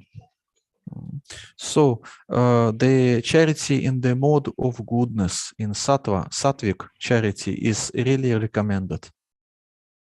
So जो टेक्स्ट नंबर 20 है उसमें जिस चैरिटी का उल्लेख हुआ है, जो in the mode of goodness हुआ है, so it is highly recommended कि हम लोग जो हमारा दान है वो हम in the mode of goodness ही करें। Mhm. So some points regarding this sattvic charity are mentioned here. For example, this charity should be given out of duty without expectation of return. सो जैसा कि अभी मैंने थोड़ी देर पहले बताया, टेक्स्ट नंबर 20 का मैंने आपको अभी ट्रांसलेशन दिया था, तो बस वैसा है कि अगर कोई दान जो है, कोई कर्तव्य समझकर कोई अगर दान दे देता है और किसी प्रत्युपकार की भावना नहीं रखता है, प्रत्युपकार अर्थात कि कोई एक्सपेक्टेशन नहीं है बदले में, तो ऐसा जो दान है वो किसी ऐसे योग्य व्यक्ति को अगर कोई दे देता है तो उसे सात्विक कहते हैं, सात्विक दान माना गया. Because, for example, sometimes people, they donate some money to different temples or whatever, but they expect something. They expect, for example, that Supreme Lord or some demigod will fulfill their desires. Or if they donate something to some, not to the temples, but to some companies and so on, they want to be glorified. They want to be glorified. It is their expectation. So वो जनगण की बात की जा रही है, जो लोग दान है या कोई भी ऐसी चीज है, विषय वस्तुओं का दान अगर वो करते हैं, लेकिन उनकी जो उसके पीछे चेतना रहती है वो ये रहती है कि हमें पब्लिक ग्लोरी मिलेगी, हमें नेम मिलेगा, हमें फेम मिलेगा कि हमने इस जगह दान दिया है. ऐसी जगह दान देना जो बेसिकली ऑथोरिटेटिव नहीं होती है. सो ऐसे लोगों को basically in the mode of rajas माना गया है, in the mode of passion. So, Sonny Prabhuji, you're again trying to explain, to do your explanations. No need. You just repeat in Hindi what I'm saying. That's all. Nothing more is required, okay. Really. I wasn't saying, out of the flow. I wasn't saying anything about Rajasic charity. I wasn't saying. Just repeat what I'm saying, okay? Just came out of the flow. I'm sorry. Yeah. Yeah, it will be easier for both of us. So it should be given out of duty without expectation of return. And devotee, why he is able to perform this charity in the mode of goodness? Because he understands that maybe I will be appreciated, maybe I will not be appreciated, but anyway, Krishna, who is in the heart of any living of every living entity, he knows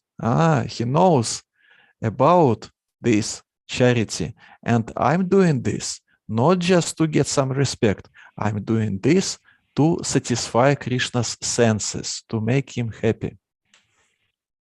तो वहाँ पे ऐसे लोगों का उल्लेख हो रहा है जो लोग ये भावना नहीं रखते हैं कि क्या बदले में मान सम्मान मिलेगा या नहीं मिलेगा, वो बस इसीलिए करते हैं ताकि अल्टीमेटली वो भगवान श्री कृष्ण को, जो हमारे परमात्मा स्वरूप हमारे हृदय में स्थित हैं, उनको तुष्ट कर सके, उन्हें खुश कर सके. So you see, there are different kinds of charity, and it is not that any charity can be considered the devotional service to Supreme Lord Shri Krishna. Prabhuji, I didn't get you, I'm sorry. There are different kinds of charity, but it is not that any charity can be considered as a service to Krishna. It is not that. It is not that any charity can be considered as devotional service for Krishna. Just particular type of charity can be considered as service for Krishna. Charity के काफी प्रकार होते हैं, लेकिन हर charity को हम ये नहीं कह सकते कि ये वास्तविक मायने में जो है भगवान की सेवा के लिए है, डिवोशनल सर्विस के लिए है.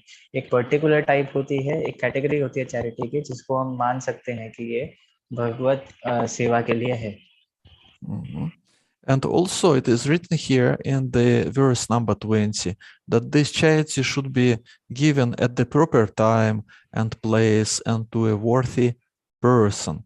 Because, for example, a drunkard approaches us and he says, give me money, and we give him some money, but we know, or at least we have to understand it, that he will spend this money to get some liquor, some alcohol drinks.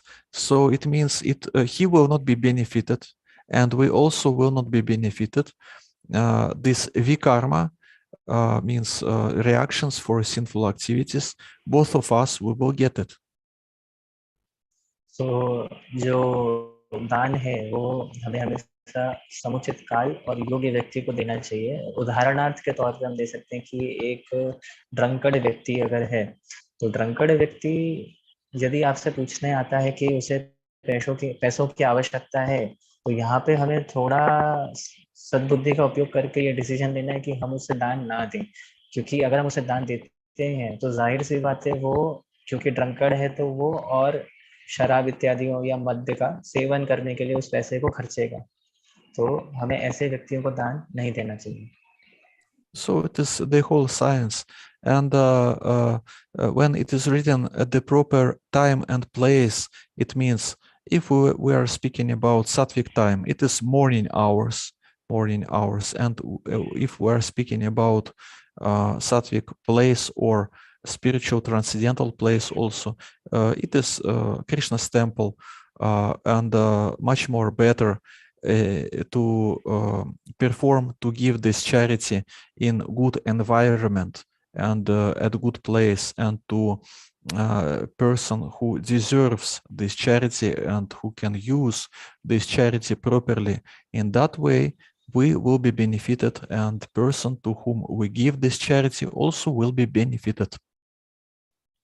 तो हमें ऐसे योग्य व्यक्ति को देनी चाहिए जो सही मायने में सही ढंग से उस धनराशि का सदुपयोग कर सके और ऐसे एंडेवर्स में लगा सके जहाँ पे वो भगवान की अल्टीमेटली सेवा कर रहा हो, जिससे उसे भी लाभ हो और अंत में अंतोदगत्वा हमें भी उसका लाभ हो।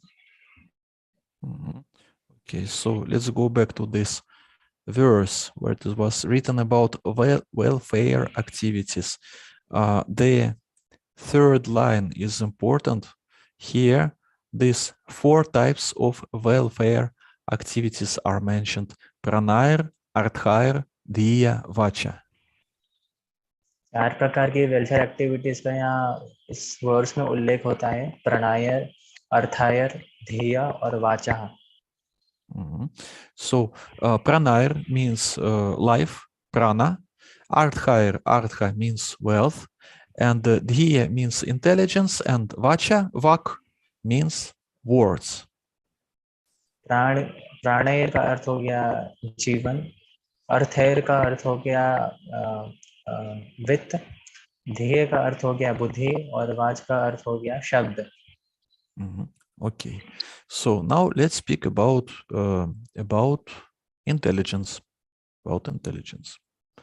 And I declare, Krishna says, and I declare that he who studies this sacred conversation of ours, it means Bhagavad Gita, who studies Bhagavad Gita, he worships me by his intelligence. So Bhagavad Gita के 18वें अध्याय का 70वां श्लोक है, जहाँ पर भगवान श्री कृष्ण अर्जुन से ये कहते हैं कि जो कोई भी भगवान और अर्जुन के इस संवाद को पढ़ता है तो वो भगवान की सेवा करेगा through his intelligence. So when we were speaking about how to engage our life or how to dedicate our life to Krishna consciousness or how to dedicate our wealth to Krishna consciousness, basically it means in case of life, one can become a full-time devotee, for example, full-time devotee, or to do some devotional service somewhere in ISKCON temple on a regular basis. Hari. Prabhuji, I didn't get. You didn't get. Okay. When we're saying about dedication our life for Krishna, it means how to dedicate. It means that one can become full-time devotee, for example, or he can do some devotional service at ISKCON temple or center on a regular basis.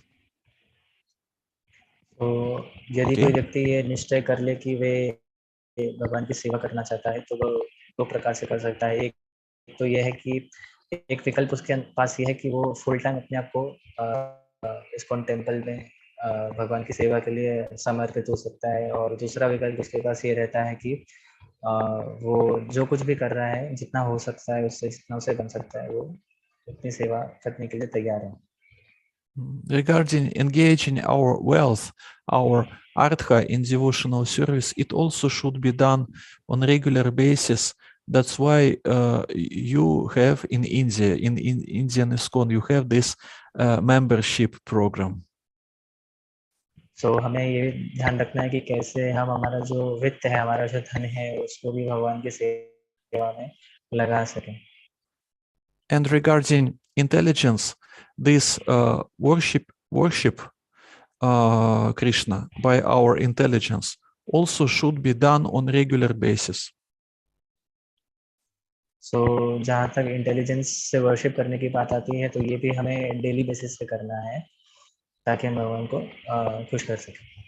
In Srimad Bhagavatam, it is said, Nitya Bhagavata Sevaya. It means that it should be done on regular basis. It should be done every day. Bhagavata Sevaya. Bhagavata Sevaya means to serve exalted devotee and to serve book Bhagavata. It means to serve sacred scriptures like Srimad Bhagavatam, Bhagavad Gita, and so on.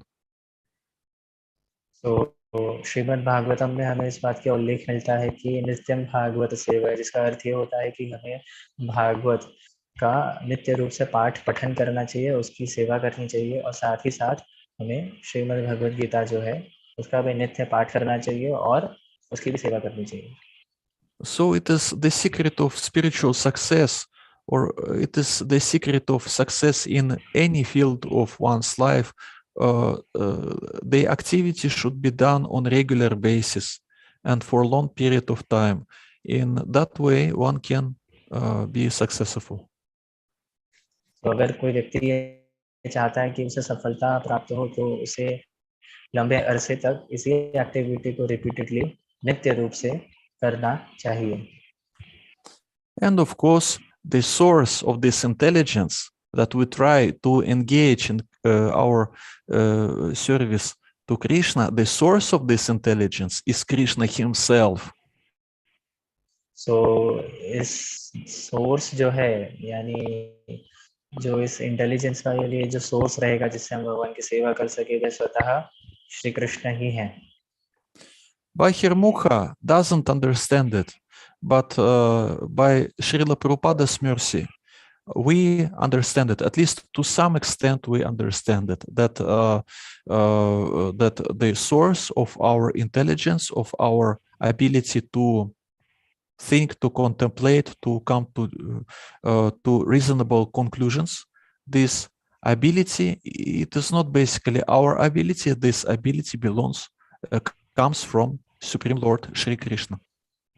हमारे अंदर जो काबिलियत रहती है जिसे हम सोच सकें, कॉम्प्रिहेंड कर सकें और रीजन कर सकें, सो ये जो क्षमता है, ये क्षमता जो हमें दी गई है, वे भगवान के द्वारा ही दी गई है और भगवान ही उसके कारण है, कारण स्वरूप है. So here in Bhagavad Gita, verse 15:15, Krishna says, I am seated in everyone's heart, and from me come remembrance, knowledge, and forgetfulness. So ये भगवद गीता के 15वें अध्याय के 15वें श्लोक में भगवान इस बात की पुष्टि करते हैं अर्जुन के सामने कि वे सबके हृदय में स्थित हैं और उन्हीं की दया से, उन्हीं की कृपा से हमें रिमेम्बरेंस आती है, हमें ज्ञान आता है और उन्हीं की दया से हम चीजें भूल भी जाते हैं. और क्या By all the Vedas I am to be known, indeed I am the compiler of Vedanta and I am the knower of the Vedas. सारे वेदों के थ्रू मुझे ही जानना ही लक्ष्य है, और हालांकि भगवान ही कंपाइलर हैं वेदांत के लिए भी, और वो ही एकमात्र ऐसे हैं जिनको वेदास का ट्रू एक्चुअल नॉलेज है. So Krishna gave us this intelligence more or less.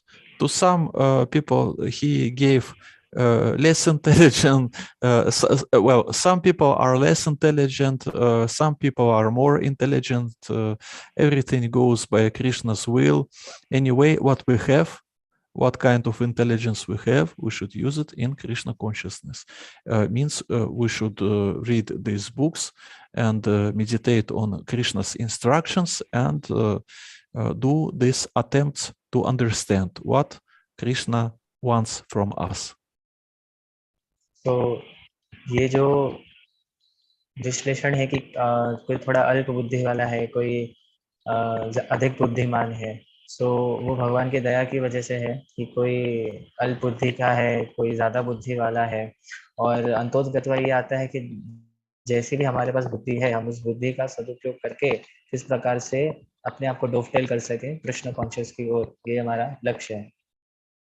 Supreme Personality of Godhead Shri Krishna mercifully expressed his will on the pages of these books, Bhagavad Gita, Srimad Bhagavatam. I'm sorry, can you repeat that for me? Supreme Lord Shri Krishna, Supreme Personality of Godhead Shri Krishna, mercifully expressed his will on the pages of Srimad Bhagavatam, Bhagavad Gita, Chaitanya Charitamrita. तो भगवान की जो इच्छा है, भगवान ने इसे प्रस्तुत किया है श्रीमद् भगवद गीता के थ्रू, श्रीमद् भागवतम के थ्रू और श्री चैतन्य चरितामृत के through. So if we are interested in reviving our relationships with Krishna, it means naturally we should be interested to understand what are Krishna's instructions and what Krishna wants from us, because he is predominator. He is predominator. So यदि हम ये चाहते हैं कि हमारा जो खोया हुआ संबंध है भगवान से पुनः स्थापित कर सके, तो उसके लिए ये होगा कि जितने भी इंस्ट्रक्शंस श्रीमद् भगवद गीता के रूप में हैं, भागवतम के थ्रू हैं, श्री चैतन्य चरितामृत के थ्रू हैं, हम उसको सही ढंग से फॉलो कर सकें. So first, let's accept at least theoretically that he is predominator, and then from this position we can open this nice book Bhagavad Gita as it is, Srimad Bhagavatam, and let's try to understand if he is predominator, and if we accepted our position of predominated, then it is our interest to understand what he wants from us and how we can serve him. तो theoretical basis पे at least हम ये मान के चलते हैं कि कैसे श्री कृष्ण ही हैं जो प्रीडोमिनेटर हैं, और जब हम इस बात को एक्सेप्ट करते हैं तो हमारे लिए काफ़ी आसान हो जाता है कि उनके जो निर्देशन है जो उनका, उसे हम प्राप्त कर सकें. Okay, so one can dedicate his life to Krishna's service by becoming a full-time devotee, or one can engage his material resources, his money in this devotional service, and one can also use his intelligence when he tries to understand Krishna's will. So एक व्यक्ति जो है वो अपना पूर्ण जीवन जो है वो भगवान को समर्पित कर सकता है, और वो टेंपल में ऐसे फुल टाइम ब्रह्मचारी या फुल टाइम जो है सेवा कर सकता है, और अन्यत्र रूप से वो अपना जो धन संपत्ति इत्यादि जो है उसे वो भगवान की सेवा के लिए प्रयोग कर सकता है. So these are the ways how we can revive our relationships with Krishna. ये कुछ तौर तरीके थे जिससे हम हमारा जो खोया हुआ संबंध है भगवान के साथ उसको वापस से रीएस्टैब्लिश कर सकें. But there is one more way, and this way is meant for those who have, and it is typical in Kali Yuga. It is typical in Kali Yuga. One who doesn't have time to dedicate himself completely to the mission of Krishna's mission. One doesn't have time, one doesn't have money, and one doesn't have intelligence. So are there any hope for these people? We can ask, is there any hope for these people who have no time, no money, and no intelligence? एक अन्यत्र उपाय भी है. अब ऐसे में सवाल आता है कि अगर किसी व्यक्ति के पास समय ना हो, किसी के पास धन ना हो या इतनी बुद्धि ना हो, तो क्या कोई पॉसिबिलिटी है, कोई चांसेस हैं उसके उसके लिए? ये प्रश्न है। There is a hope, and the hope is that we have this speech power. And even if we are not able to understand what is written in Srila Prabhupada's books, I mean, we don't have deep realizations. Anyway, we can just repeat Krishna's words for benefit of other people. सो जो एक ray of hope है वो ये है कि हमारे पास हमारी वाक शक्ति है, तो वाक शक्ति का प्रयोग जो है वो भगवान के प्रचार के लिए उपयोग हो सकता है हूबहू, जिससे हम अपना तो कल्याण करेंगे और साथ साथ दूसरों का भी करेंगे। We can repeat these words, and basically it is the way how we can understand the meaning of these words. We repeat it, and gradually we understand what we are speaking about. तो हम उसका repetition करेंगे, जो हम पढ़ेंगे वो हम बोलेंगे, और जैसे जैसे हम रिपीट करते रहेंगे तो एक ऐसा स्टेज आएगा जब हम उसे समझने भी लगेंगे।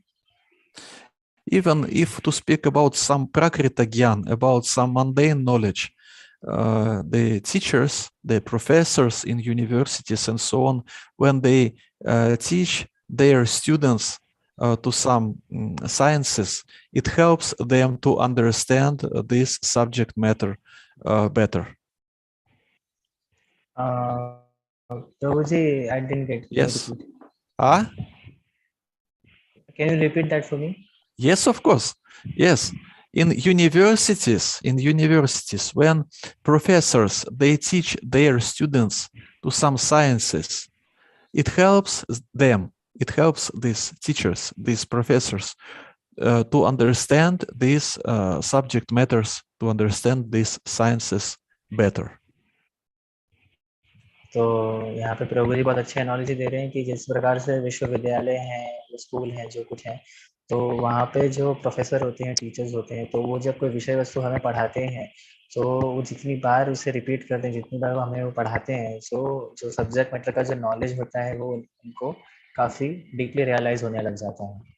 So the same way in Krishna consciousness process, when we try to preach, when we just try to share our knowledge, our realizations, Krishna, who is in the heart of every living entities, he sees our attempts, he can see these attempts, and he helps those who try to preach and to be engaged in this devotional service. So उसी प्रकार से जब कोई व्यक्ति भगवान के जो निर्देशन में जो भी कहा गया है उसे पढ़ता है और उसे दोहराता है बार बार और दूसरों को बताता है, प्रचार करता है, तो उसी प्रकार से होता ही है कि भगवान जो है हमारे परमात्मा स्वरूप सभी के हार्ट में स्थित हैं, तो वो जो नॉलेज है उसका एनलाइटनमेंट धीरे धीरे उस व्यक्ति को करवाने लगते हैं और उस व्यक्ति को भी धीरे धीरे नॉलेज आने लग जाती है भगवान की दया से। Тешам сатата юктанам, баджатам притипурвакам, дадами будхи йогам там, yenamam upayanti te Bhagavad Gita 10.10. No need to repeat the Sanskrit. So there in this verse, Krishna says that I give in intelligence that helps them to come to me, to approach me. I give this intelligence, spiritual intelligence, to those who serve me with love and without interruption. So प्रभु जी ने अभी 10वें अध्याय का 10वां श्लोक को हमारे सामने प्रस्तुत किया, जहाँ पर कृष्ण अर्जुन से कहते हैं कि वे उन लोगों को बुद्धि प्रदान करते हैं जो सतत रूप से उनका कीर्तन करते हैं। और प्रभु जी just a second, Prabhu ji, I'll read the exact transliteration I have with me. जो प्रेम पूर्वक मेरी सेवा करने में निरंतर लगे रहते हैं उन्हें मैं ज्ञान प्रदान करता हूँ जिसके द्वारा वे मुझ तक आ सकते हैं। Okay. So we can continue, right? Yeah, Prabhu. Okay. So he gives this intelligence, and it means what? It means we do one step to Krishna, and he does 10 steps or 100 steps. in order to become closer to us. Means he appreciates our endeavors when we try to understand him. He appreciates these endeavors. तो हम जितने Endeavour भरसक प्रयास करते हैं भगवान के समीप जाने के लिए, तो भगवान भी उसी प्रकार से हमसे रेसिप्रोकेट करते हैं और वो काफी अप्रिशिएट करते हैं हमारे इनिशिएटिव्स और एंडेवर्स को लेके जो हम उनकी ओर लेते हैं. If we will be putting these endeavors on regular basis, if we will be trying to read Srila Prabhupada's books on regular basis, it means that we will be getting Krishna's mercy on regular basis. यदि हम श्रील प्रभुपाद जी के books का नियमित रूप से पाठन करते हैं तो हमें उसी रूप में प्रभु की मर्सी उपलब्ध होगी. We will be getting this mercy in the form of intelligence that will help us to become closer and closer to Supreme Lord Shri Krishna, and it will be His mercy to us. भगवान की जो mercy है वो इस रूप में मिलेगी, हमारी जो बुद्धि है वो ज्यादा शुद्ध होगी जिस तरह से हम भगवान के और समीप जा सकें. Krishna is in the heart of every living entity. It means he knows about all our endeavors, about our achievements on spiritual path, and about our faults, of course, about our faults also. तो हम ये बात जानते हैं कि कृष्ण जो है वो परमात्मा स्वरूप हमारे हृदय में स्थित हैं और वे अच्छे हिसाब से उनके पास कच्चा चिट्ठा है, उनके पास हिसाब है कि कौन व्यक्ति किस प्रकार के एंडेवर्स ले रहा है, अथक प्रयास कर रहा है और उसी प्रकार से वे उसे रिजल्ट प्रदान करें. And so we have these texts, we have these shlokas regarding how we can use our speech power in devotional service for Krishna. So I think we should read these verses from Bhagavad Gita, just translation. I will be reading in English. So at the end of Bhagavad Gita, Krishna says, "For one who explains this supreme secret to the devotees, pure devotional service is guaranteed, and at the end he will come back to me." Prabhu ji, just a second, I'll get the exact translation of that verse that you mentioned right now. Okay. Yeah. Then, yes. It's 68 and 69, right? Yes, it's both. Verse number, yeah. Both. So in text number 68, Krishna says, इस प्रकार मैंने कृष्ण तथा अर्जुन इन दोनों महापुरुषों की वार्ता सुनी और यह संदेश इतना अद्भुत है कि मेरे शरीर में रोमांच हो रहा है. अगले श्लोक में Oh, pardon. I was reading 64. I'm sorry. I'll read 68 and 69. I'm very sorry. Okay. 60. Yeah.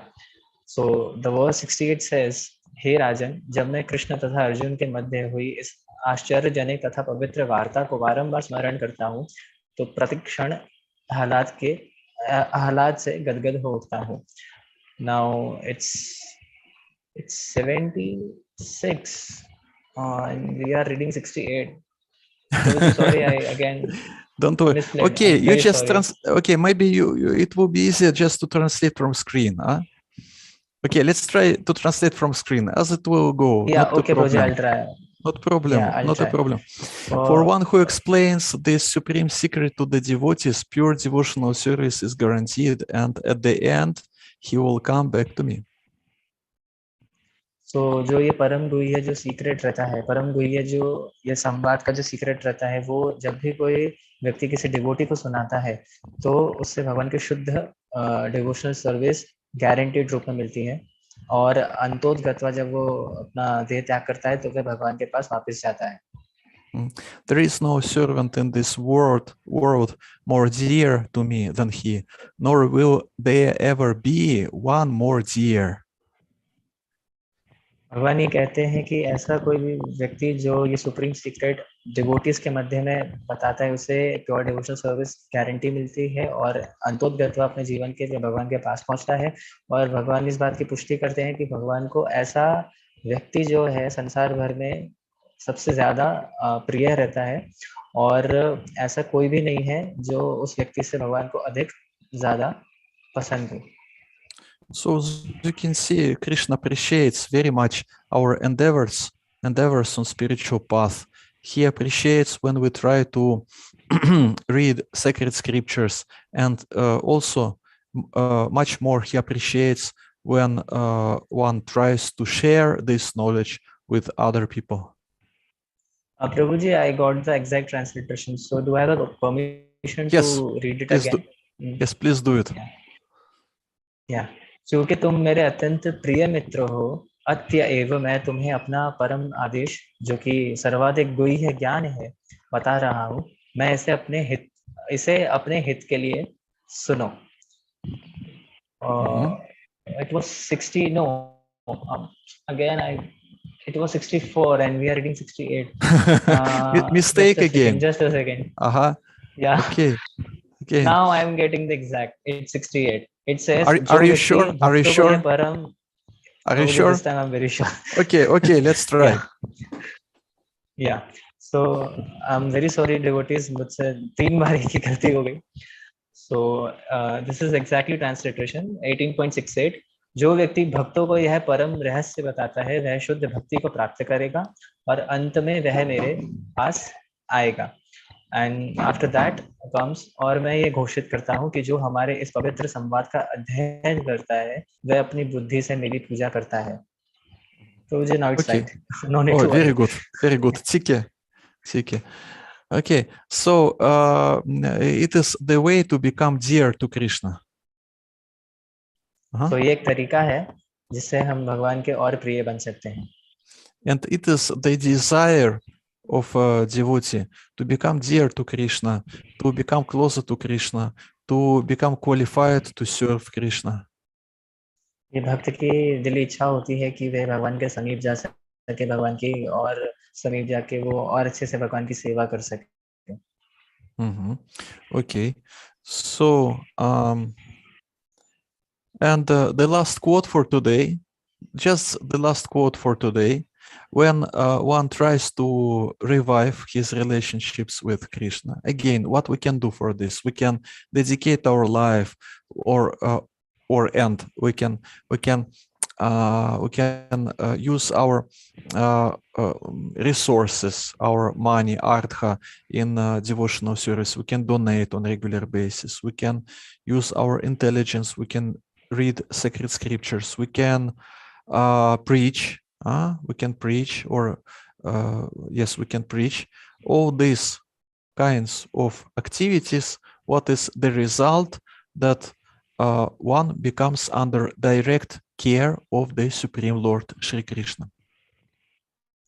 यदि कोई व्यक्ति वो सारे एंडेवर्स करता है, जिसका अभी हमने उदाहरण देखा कुछ समय पहले, कि वो जो है सैक्रेड स्क्रिप्चर्स जो हैं, हमारे जो पवित्र शास्त्र हैं, उसका अध्ययन करता है, उसका प्रचार प्रसार करता है, और जितना कुछ उससे बन सकता है वो उतना जो मैसेज ऑफ गॉड है उसको प्रोपोगेट करता है. सो ऐसे में होता ही है कि भगवान के वो डायरेक्ट भगवान के डायरेक्ट जुरिसडिक्शन में वे आ जाता है. और Prabhu ji, just a second, I am getting a disturbance. Prabhu ji, just a second. Okay. Let's wait a little bit. Yeah. I'm very sorry, Prabhu ji, for the disturbance. You don't worry. Yeah. You don't worry. तो मैं ये कह रहा था कि हम प्रभु जी, I was about to finish. Yeah. तो जो भी कोई व्यक्ति अथक प्रयास करता है, जितना उसे बन सकता है, तो वो भगवान के डायरेक्ट निर्देशन में आ जाता है. भगवान उसकी पर्सनली टेक केयर करेंगे अगर कोई व्यक्ति जो सुप्रीम साइंस ऑफ नॉलेज है वो डिवोटीज के बीच प्रस्तुत करता है. तो So here on the screen you can see this quote from Srimad Bhagavatam 1:947, and here Srila Prabhupada writes, "The devotees of the Lord are always in the heart of the Lord, and the Lord is always in the heart of the devotees." के हृदय में हमेशा भगवान होते हैं और भगवान के हृदय में हमेशा भक्त होते हैं. That's all? Yeah. Short translation. Long sentence and Prabhuji, short translation. it meant that only. It meant that. Really? Yeah. What a wonderful language. Okay. That is the sweet relation between the Lord and his devotees. ये काफी मधुर रिश्ता रहता है भगवान और उनके भक्तों के बीच. Due to unalloyed love and devotion for the Lord, the devotees always see him within themselves, and the Lord also, although he has nothing to do and nothing to aspire to, is always busy in attending to the welfare of his devotees. क्योंकि भगवान से बेहद प्रेम करते हैं, तो वे भगवान को अपने अंदर और भगवान उन्हें अपने अंदर देखते हैं, और उसे कोई भी विषय वस्तु से लेना देना नहीं होता है. वे सिंपली व्यस्त रहता है ताकि वो दूसरे भक्तों का कल्याण कर सके. For the ordinary living beings, the law of nature is there for all actions and reactions, but he is always anxious to put his devotees on the right path. साधारण जन लोगों के लिए जो प्रकृति के नियम है वो सभी एक्शन और रिएक्शन को देखने के लिए, बट जो भक्त है वो काफी एंशियस रहता है ताकि वो जो डिवोटीज है उनको सही पाथ पर रखें. The devotees, therefore, are under the direct care of the Lord.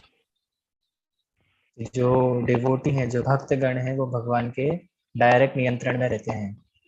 And the Lord also voluntarily puts himself under the care of his devotees only. और भगवान भी उसी प्रकार से अपने आप को भगवान भी उसी प्रकार से हमारे साथ रेसिप्रोकेट करते हैं और डिवोटीज के साथ रहते हैं. So as you can see, we can do these welfare activities on the level of our life, wealth, and intelligence and words. We do these welfare activities, and as a result, Supreme Lord Shri Krishna also becomes busy in attending to the welfare of his devotees. I'm sorry, I was not able to hear you properly. Am I audible? We do these 4 types of welfare activities, right? Yeah. Life, money, intelligence, words. We do these welfare activities. It is our steps to Krishna, and Krishna does his steps toward us, and he becomes also busy in attending to the welfare of his devotees. So जैसा कि अभी थोड़ी देर पहले हम लोग ने श्रीमद् भागवत के पर्पट के ट्रांसलेशन में देखा था कि प्राणेर अर्थेर ध्येय और वाचा, यानी 4 प्रकार से, यानी प्राण यानी अपना समुच्च जीवन अर्पित करके, और धन यानी हमारा जो धन है, संपत्ति है, उसे यूज करके भगवान की सेवा के लिए, और फिर रहता है बुद्धि, तो बुद्धि का प्रयोग हम करते हैं भगवान के मैसेज को प्रोपोगेट करने के लिए, और चौथा रहता है वाचा, यानी हमारी वाक शक्ति जो है उसकी हेल्प से हम भगवान के मैसेज को प्रोपोगेट करते हैं. तो जब हम ये 4 कार्य करने के लिए बिजी हो जाते हैं, तो उसी प्रकार से भगवान भी उस पर्टिकुलर भक्त के वेलफेयर में व्यस्त हो जाते हैं. So in that way, Supreme Lord Krishna reciprocates, and it is the desire of a devotee to understand and to see how Supreme Lord in this exact moment, in this particular situation of my life, how he reciprocates. It is the interest of a devotee to understand it. So इस प्रकार से भगवान जो है अपने भक्त के साथ रेसिप्रोकेशन आदान प्रदान करते हैं. But at the same time, here in this quote, it is written that there are ordinary living beings who are under law of nature. और साधारण जनगण जो होते हैं वो भौतिक प्रकृति के कार्य में मतलब रहते हैं, उनके एक्शन और उनके reaction. So karmic reactions are there, and it is not that one becomes liberated soul immediately.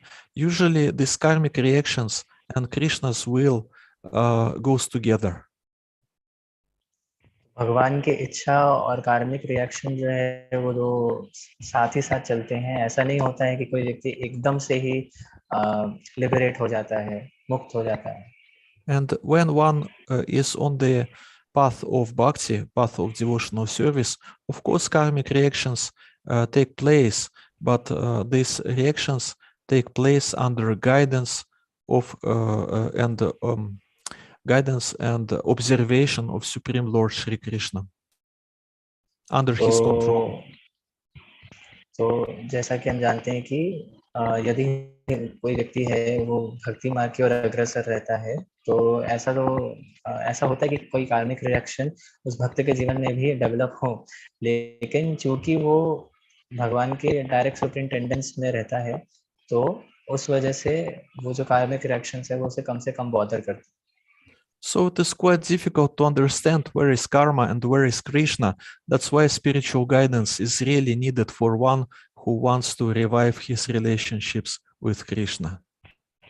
यदि हम चाहते हैं कि हम अपना जो संबंध है भगवान के साथ पुनः स्थापित करें, तो फिर ऐसे में इस का हमें पूर्ण नॉलेज होना चाहिए, ज्ञान होना चाहिए कि कर्म और कृष्ण दोनों में भेद क्या है.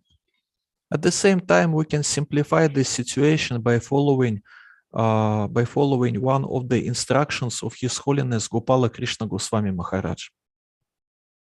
So, एक इंस्ट्रक्शन है by His Holiness Gopal Krishna Goswami Maharaj जो हम फॉलो कर सकते हैं. We can simplify our situation. We can make it simple. Once he was asked in Mayapur, it was 2018. The spring of 2018, Mayapur, he was asked how to understand where is karma and where is Krishna. So 2018 की बात है जब पूज्य गुरुदेव जी से पूछा गया था कि कृष्ण और कर्म में क्या भेद है, क्या अंतर है. So the answer was very simple and very nectarian at the same time. He told that when we face some problems or troubles or calamities, we should explain ourselves that it is our karma, it is because of our faults in the past. तो अगर कोई व्यक्ति अपने आप को उस situation में find करता है जहाँ पे कैलामिटीज है या फिर कोई संकट उस पर टूट पड़ा है, तो उसे ये समझना चाहिए कि वे उसके पूर्व जन्म के विगत कर्मों का फल है जो वो उस समय भोग रहा है. And if we face some good situations, then we should explain ourselves that it is Krishna's mercy. यदि कोई अनुकूल परिस्थिति होती है तो हमें समझना चाहिए कि ये भगवान की दया है हम पर. Materialistic people, they think in opposite way. When the situation is good, then they think that it is because of their endeavors, and when situation is bad, then maybe it is because of other people, or maybe it is because of Supreme Lord who doesn't control everything. At least he doesn't want, I don't know why, but he doesn't want to control my situation, and he doesn't want to put me in good situation. That's why it is his fault that I'm in bad situation. It is how materialistic people think about it. इसके अतिरिक्त जो भौतिकतावादी लोग होते हैं वे ये बात मानकर चलते हैं कि यदि मेरे जीवन में कुछ अच्छा हो रहा है तो वो मेरे अथक प्रयास से हो रहा है, मैं ही उसके लिए सोल रिस्पॉन्सिबल हूँ. और यदि उनके लाइफ में कुछ बुरा हो जाता है तो वे सीधा प्रत्यारोपण करने लगते हैं कि भगवान से चीज बर्दाश्त नहीं हुई और उन्होंने मेरे को ये संकट में डाल दिया. सो बेसिकली वो ब्लेम करने लगते हैं भगवान के ऊपर जब कुछ उनके जीवन में गलत होने लगता है. So this we will conclude it by saying that it is not so easy to understand Supreme Lord Shri Krishna without his bona fide representative spiritual master. So अंतोदगत्वा conclusion में ये है कि प्रभु जी, sorry, can you repeat that, the last question? I'm saying that it is impossible to understand or to revive these relationships with Krishna without help of bona fide means authoritative representative of Shri Krishna means spiritual master. So अगर हम चाहते हैं कि हम अपने संबंध को पुनः स्थापित करें भगवान के साथ और इस स्पिरिचुअल गाइडेंस अगर हमें लेनी है तो फिर उसके लिए हमें हमारे लाइफ में हमारे स्पिरिचुअल मास्टर्स होने चाहिए जो हमें सही गाइड कर सकें सो दैट हम हमारा जो लॉस्ट रिलेशनशिप है उसको वापस से रीइन्वोक कर सकें. Because one can approach Supreme Lord Shri Krishna only if Supreme Lord Shri Krishna wants him to approach him. If he allows him to approach him, then it is possible. यदि कोई व्यक्ति खुद से भगवान की ओर जाना चाहता है तो वो भगवान की यदि इच्छा है तो वह आसानी से भगवान तक पहुंच सकता है. भगवान उसे रास्ता दिखाएंगे. So when Supreme Lord Krishna, he sees that, oh, this person, he accepted shelter of my authoritative representative, of my bona fide representative. Okay, it means this person is serious. Let me allow him to become closer to me. जब कोई व्यक्ति अपने प्रश्नों का समाधान के लिए भगवान के पास जाता है या फिर भगवान के ऑथोरिटेटिव जो कहना चाहिए कि हमारे जो गुरुजन होते हैं उनके पास जब वो जाता है, जब उनकी शेल्टर में जाता है तो भगवान को लगता है कि ठीक है ये काफी सीरियस है और इसके प्रश्न का उत्तर ढूंढने में भगवान उसकी सहायता करते हैं. Krishna is situated in the heart of each and every living entity, so he never can be cheated. भगवान जो हैं वो सभी के हृदय में स्थित हैं, सो भगवान कभी भी चीट नहीं किए जा सकते. Hare Krishna, thank you for being with us, and Hare Krishna. Thank you so much, Prabhuji, for this wonderful lecture. Hare Krishna to each and every Hare devotee. Krishna. Now let's chant Hare Krishna Mahamantra once. Hare Krishna, Hare Hare Krishna, Krishna, Hare Krishna, Krishna Krishna, Hare Hare, Krishna Krishna, Hare Hare Ram, Hare, Hare Ram, Hare Ram, Ram Ram, Rama, Hare Hare Hare. Hare. Okay. Prabhuji, I just want to know that do we have enough time that we can take some questions? Yes, I have a lot of time and a lot of enthusiasm to answer on the questions. Okay, so Okay.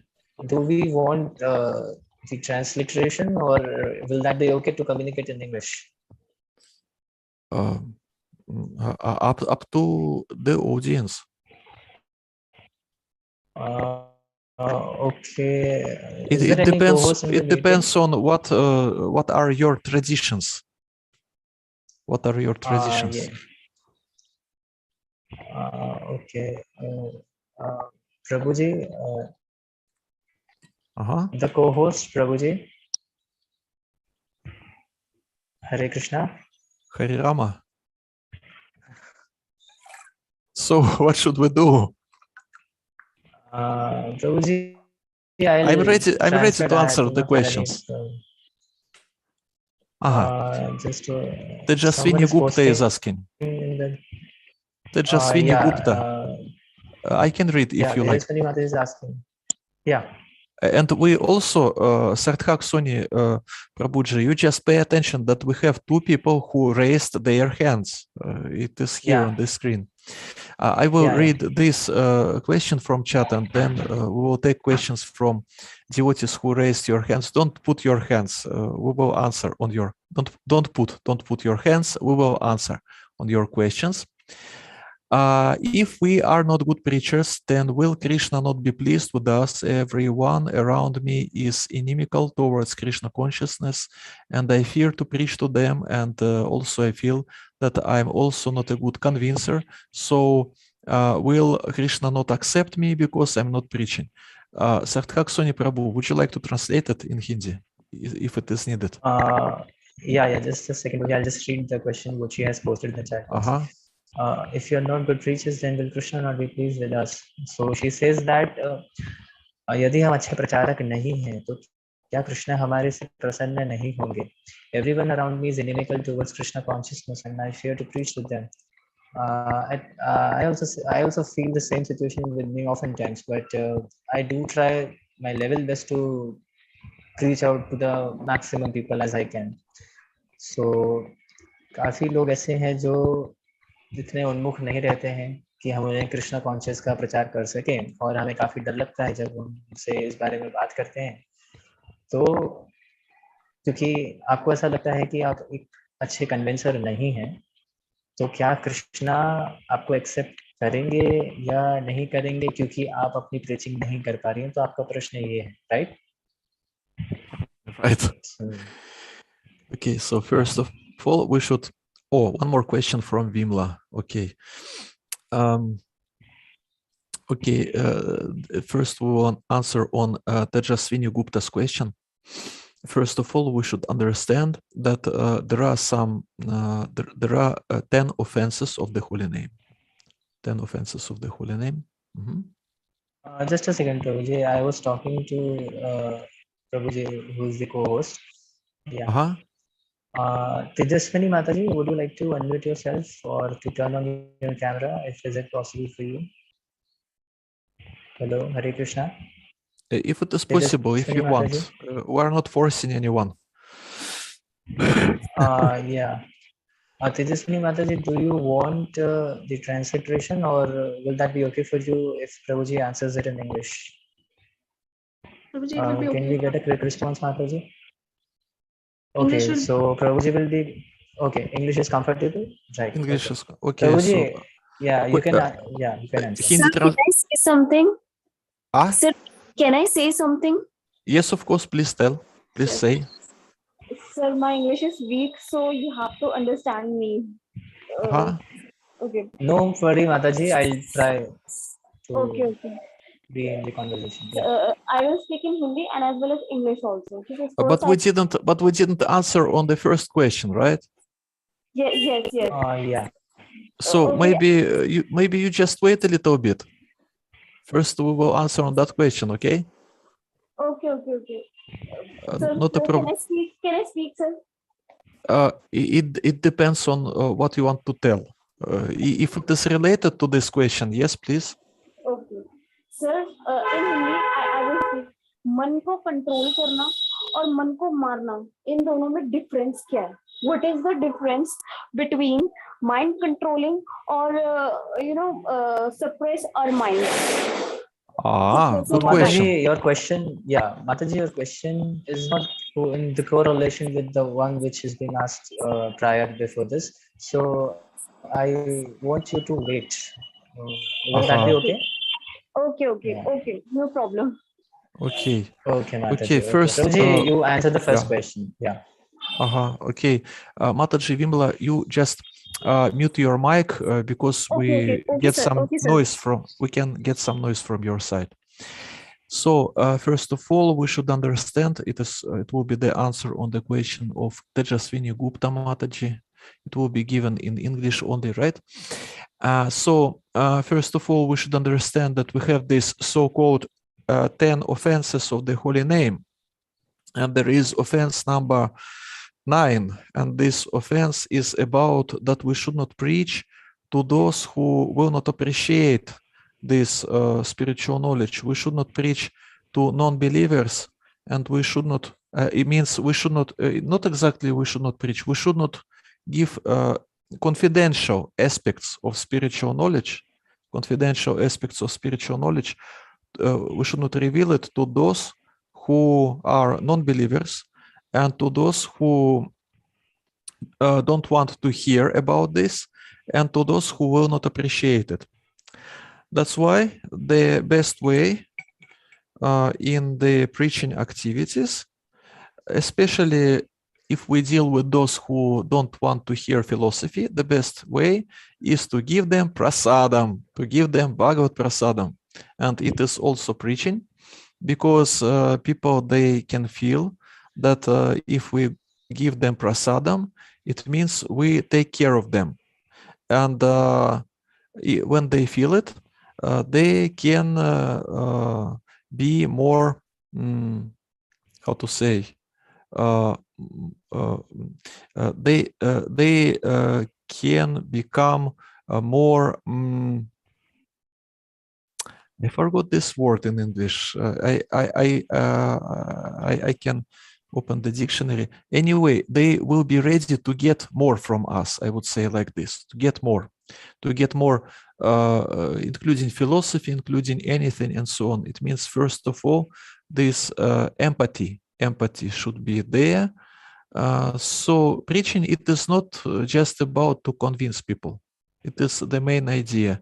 Tejaswini Gupta Mataji. Preaching, it is not only about convincing people. Mainly, it is about to set good example. Because to some people we can be authorities. To some people we never can be authority. But anyway, good example is always appreciated. Maybe people, they will not tell anything that, yes, we appreciate your behavior and so on, but anyway, it will be appreciated. So, and you are asking, will Krishna be pleased with me? Will he accept me? Or he will not accept me? Will Krishna not accept me because I'm not preaching? So again, preaching, it is not only about to convince, it is also about different other aspects of devotional service. We can give prasadam to other people. We can behave ourselves nicely. We can chant our rounds of holy name nicely, which is the main instruction of the spiritual master. And in that way, just by chanting good rounds, we also set good example. So preaching, it is not just about to speak about spiritual philosophy and to convince other people, but it is much more wide definition, It is this ability to convince. Also, it depends on our guna karma. Some people are able to convince, some people are not so able to convince. Of course, when we surrender to Supreme Lord, He can give us some abilities. Mukam karoti vachalam, pangum langayate girim, and so on. He can give some abilities to us to do something that we were not able to do previously. But anyway, we just deal with what we have. If we can cook nicely, we cook nicely. If we can convince nicely, then we convince nicely. Just what we have. Again, it is yukta vairagya. With what we can do, we do this for Krishna. It is our way to reestablish our relationships with Him. And how to become good devotee, being a grihastha, and how to control mind, and what is the difference between mind control and suppression of mind. Sarthak Suni Prabhu, should I answer on this, or we strictly follow that way? We'll take the questions one by one. I just want to ask Tejaswini Mataji that the answer which you gave, was this satisfying for her or not? Tejaswini Mataji, was the answer acceptable to you? Yes, Prabhuji. Thank you very much. Hare Krishna Mataji. I was very happy to serve you. Hare Krishna. So, how to become a now, good... Prabhuji, we can take the question of Vimla Mataji. So, did you got the question, Prabhuji, or shall I translate it? The question was what the difference between mind control and suppression of mind, right? Yeah. Should we translate it in Hindi, question and answer? Should we do it? Prabhuji, it's self-explanatory in Hindi, but if you want, I can tell that. माताजी wants to know, माताजी जानना चाहती हैं कि मन मारना क्या होता है और मन को वश में करना क्या होता है, दोनों में डिफरेंस है तो है क्या? So the answer is in the Nectar of Instruction book, verse number 1. Yeah, Vachuvika Bansu, yeah, text 1. So in this text number 1, it is written that one cannot create emptiness in his mind, and the mind always generates some thoughts. Prabhuji, I think Mataji requires the transliteration, I suppose. She mentioned no, sir, I understand. I understand, sir. You understand. Okay. Then Mataji, if you do not get anything, then you can let me know. I'll try to help you out. Okay. Okay, so in this book, Nectar of Instruction, verse number 1, it is written that these attempts that usually Mayavadis do, impersonalists do, they try to make their consciousness, their mind empty. It is their way to control their minds. But it is not possible to keep mind empty always. It is not possible. Because mind is always generates different thoughts, and moreover, if we live in society with other people and so on, it is not practical to live with empty head. It is not practical because we have to deal with them. We have to discuss some things, some issues, and solve some problems and so on. It is not practical and it is not possible. So the way is to think of Krishna. The way is to, when we, for example, when we chant Hare Krishna Mahamantra, when we chant our rounds, it is the most important. What is most important is that we just should try to listen what we are repeating, what we are chanting. So we chant our japa. It can take 2 hours or maybe 3 hours. It depends on speed. And during this period of time, what we should do, we should try to make our mind attentive to these sounds. Of course, there is a verse, Smartavyach Satatam Vishnur, Vismartavyach Najat Uchit, and in this verse it is said that one should always remember Krishna and never forget him. It means basically that we should always think about Krishna, but in practical life, in our day-to-day life, we can see that we have to deal with different aspects of our life, and it is not possible to chant Hare Krishna Mahamantra always, at least at our stage, at our level of spiritual life, which is called regulated devotional service or Vaidhi Sadhana Bhakti.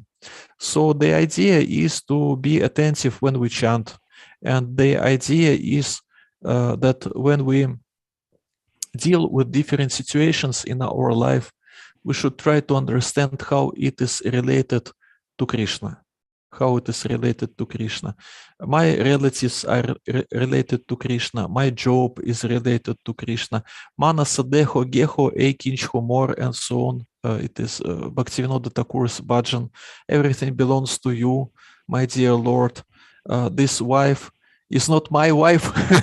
It is your jiva, and this house is not my house, and you are proprietor, and I'm just dog who guards this house, and so on and so on.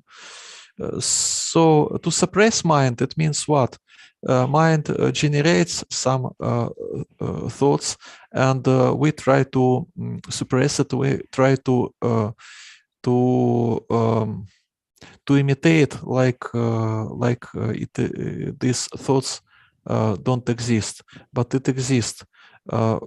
So what to do? For example, we chant Hare Krishna Mahamantra, and some thoughts about, I don't know, about relatives or about political situation or whatever comes in our mind. So what we can do, we can try to suppress these thoughts. We can try to force these thoughts to come out from our mind, but in that way we just spend our energy when we try to fight with these thoughts. It means when we are trying to fight with these thoughts, we are not attentive in our chanting, because our attention goes to these thoughts. So what is the way to chant Hare Krishna Mahamantra? Each and every time when we are distracted, we should try to pull our attention back to these sounds of holy names. And at the same time, when some strange thoughts come, then we should not just pay attention on these thoughts. The approach is that it comes and it goes. It comes and it goes. Let it go by itself. Let it go by itself, and we will be just chanting Hare Krishna, Krishna Krishna, Hare Hare, Hare Rama, Rama Rama, Hare Hare. When one tries to suppress himself, usually it works like, I have to find this word in the dictionary. It works like, one moment, just wait 1 second. When we try to suppress our thoughts, it works like a spring, We try to pull the spring and then it goes back. We try to pull this string, it goes back. So if we have some urges in our consciousness, some itching in our consciousness, the idea is not just to suppress. The idea is to understand from philosophical point of view, with the help of our seniors, our counselors, and so on, to understand what is going on with me. What is going on? What is the nature of this condition of my consciousness, of my mind? What are the reasons, and what should I do with myself? Not just to suppress. One can suppress his doubts in spiritual life. For example, I'm not sure about this, I'm not sure about that, but I will suppress it. I will not pay attention on this, and I will go on with my spiritual life without paying attention on this. But it doesn't work. Moreover, His Holiness Gopala Krishna Goswami Maharaj, he says that it works like cancer. If we are not about to get rid from our doubts, these doubts, we accumulate these doubts, and after some time, our spiritual life can be ruined. So, like we go to a hospital, to doctor when we get some disease, the same way, if we have some doubts, or we are in some, or our mind is in the condition like we have to, in some condition when we feel that something wrong goes on and we feel like it should be suppressed, the better way is to approach the counselor, is to approach the senior and to ask, what is going on with me? What is going on with me? My condition is such and such, and I'm thinking about this and about that, and my desires are like this. What should I do with myself? It is the best way to understand, because there are some reasons why there are some urges or some tendencies in the consciousness that one tries automatically to suppress, and it looks like it is simplest way to suppress, but it is not simplest way, because it will create problems in the future. Hare Krishna.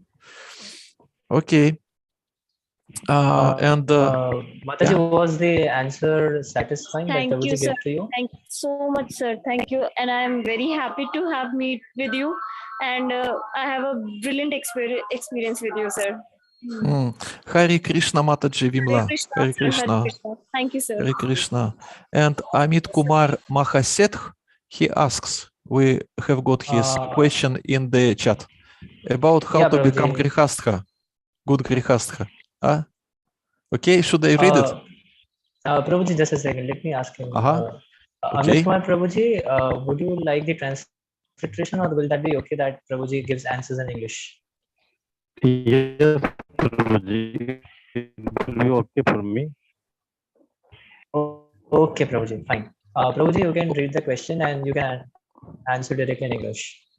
So Hindi translation is not needed. Okay. Yeah. How to become a good devotee being a grihastha if other family members, especially wife, is not a devotee? It is typical situation, not just in India, in any country we face this situation. Should I continue reading scriptures, doing preaching, etc., or should I work for wife and other family members' happiness?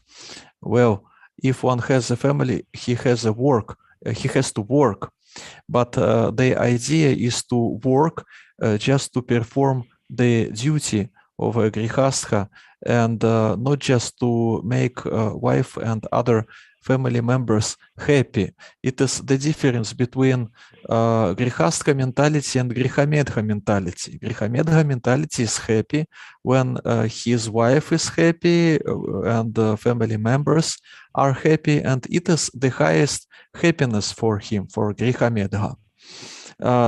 So he is not about to make Krishna happy, and grihastha is about to make Krishna happy.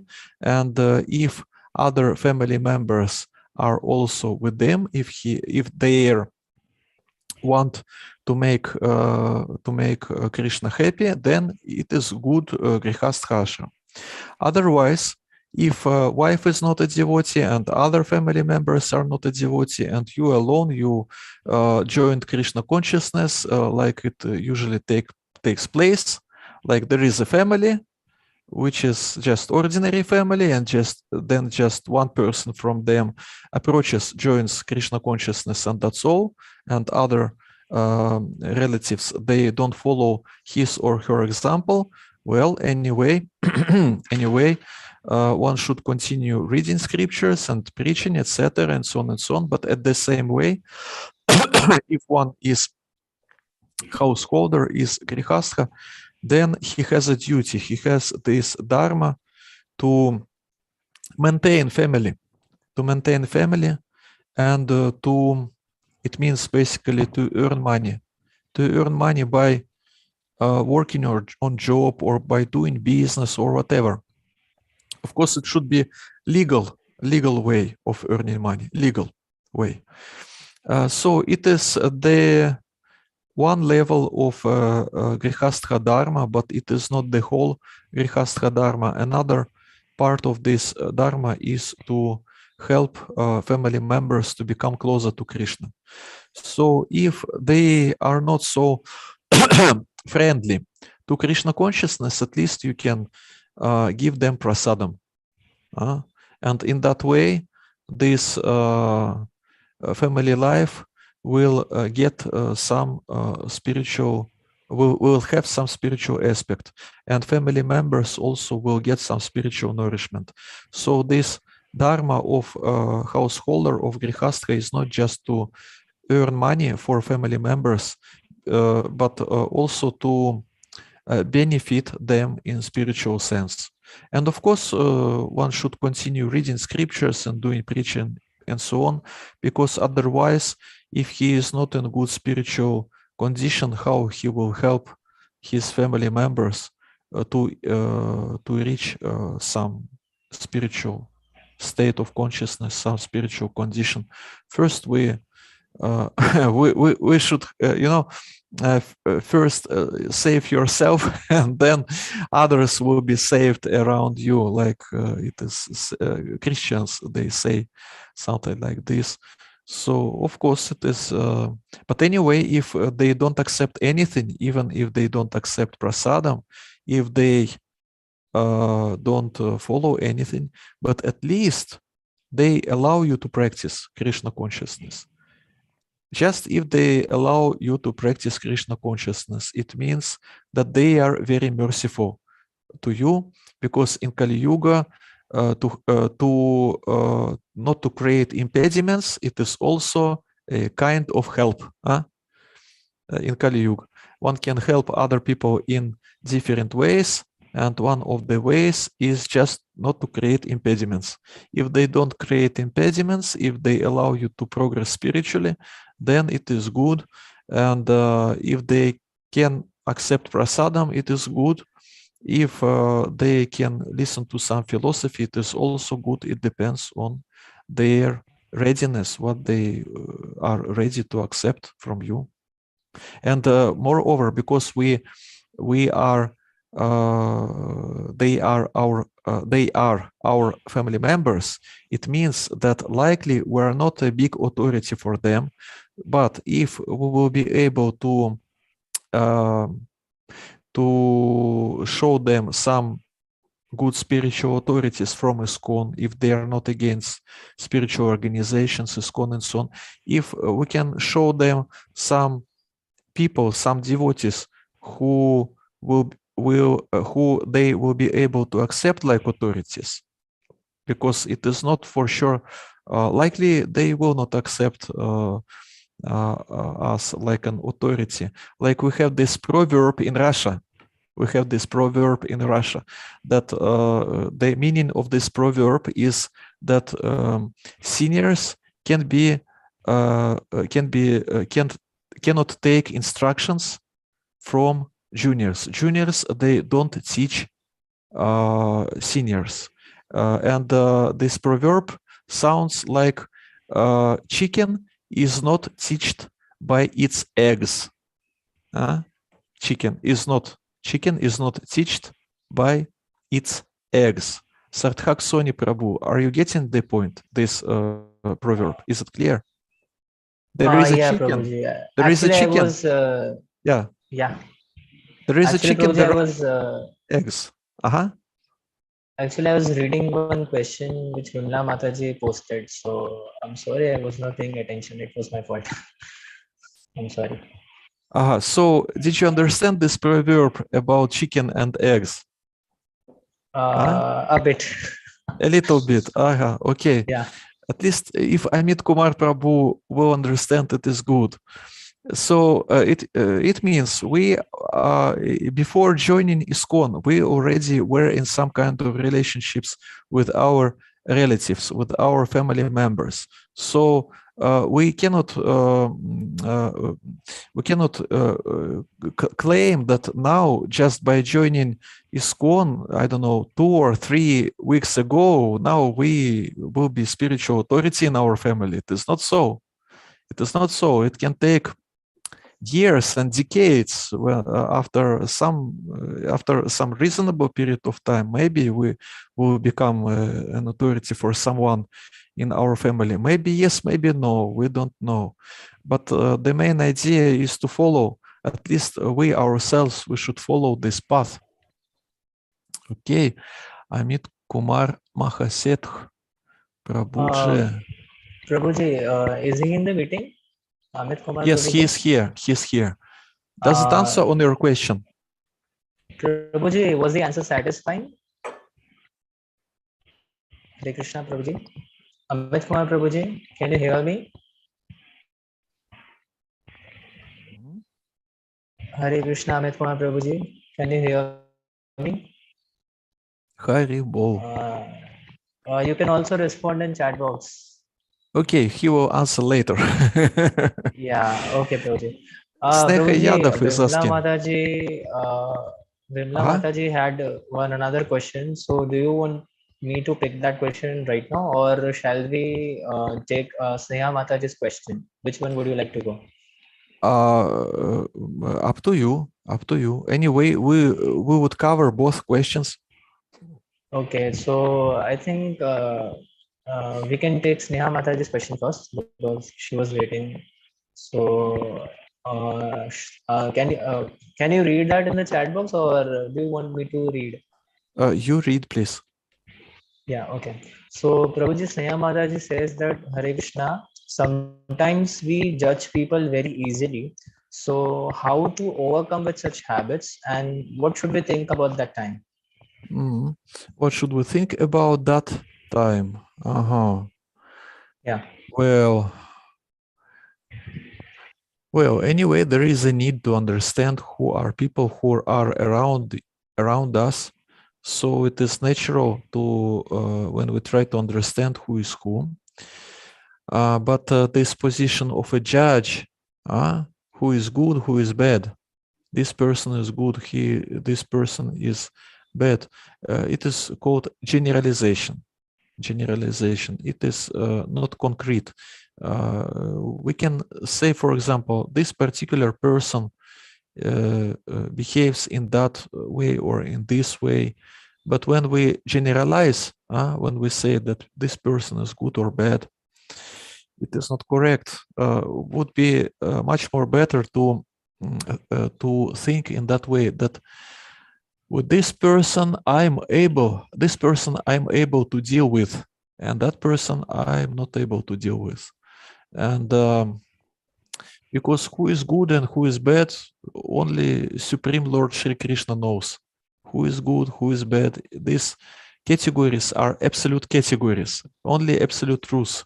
Sri Krishna knows who is good and who is bad, and the same person whom we consider to be not a nice person, maybe he or she after some time will show some nice will manifest some good qualities, and some people who we consider to be good people will show some bad sides of their personalities.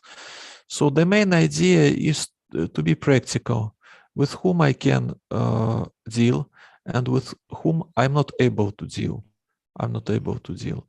And the reality is that each and every of us, the reality is that we are not able to deal with everyone and anyone, because guna karma is different. So it is the main idea to find people of the same mentality. It is called svajatiya. Svajatiya. Srila Rupa Goswami uses this term svajatiya. It means the same mentality, friendship in Krishna consciousness, or whatever friendship we were speaking about. The friendship is possible if there is a svajatiya. Svajatiya means similar mentality. It means and it creates an ability for people to understand each other.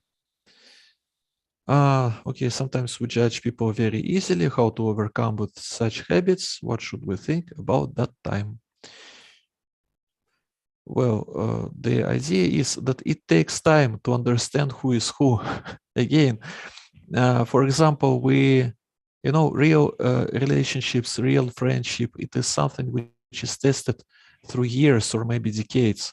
And during this period of time, people, they are able to understand each other from different sides. So that's why we cannot, how to say, we cannot take any final decision who is who, because it takes time to understand who is who. And moreover, we should give people chance to show their good qualities, because there is a law which you can find in these psychological books, the law of the first impression. Maybe you read these books about how it is recommended to behave with other people, and there is the law of first impression, that, for example, some people, they see you first time, and the first 35 or 40 seconds, it is the most important time. It means that during this period of time, you, by how confident you are, how you behave, and so on, you create some impression on other people. And usually people, they become like slaves of this first impression. It is because of the influence of Kali Yuga, it is typical that people are quite superficial in their judgments of other people. So it is quite easy just to it is much more simpler just to observe a person just for 1 minute, and to have some judgment that this person is like this person is like that. It is mentality, materialistic mentality of Kali Yuga, that people usually, they are mainly concentrated on themselves and on their own needs and interests, and not so much interested in other people. That's why how we behave in first really 35 or 40 seconds with other people, it really creates an impression. And again, it is a tendency, and we are bhakti practitioners, and we should not be in this tendency. We're special, we're special. We should not be superficial. We should not be superficial. Devotees, they should not be superficial. It is when we are trying to follow this bhakti mark, this path of devotional service, these things, how to chant Hare Krishna, how to perform devotional service, how to behave with devotees, and so on and so on. All these subject matters are not are very deep, really, are very deep. And time goes, and we can get more and more realizations of how it works and how to behave. That's why, well, the advice will be that when we feel like we already understood everything about this or that particular person, would be nice to tell to oneself, to tell that let's wait, time will show. Maybe after some time, person will show himself from another side. But by this moment or by that moment, I'm able or I'm not able to deal with this particular person.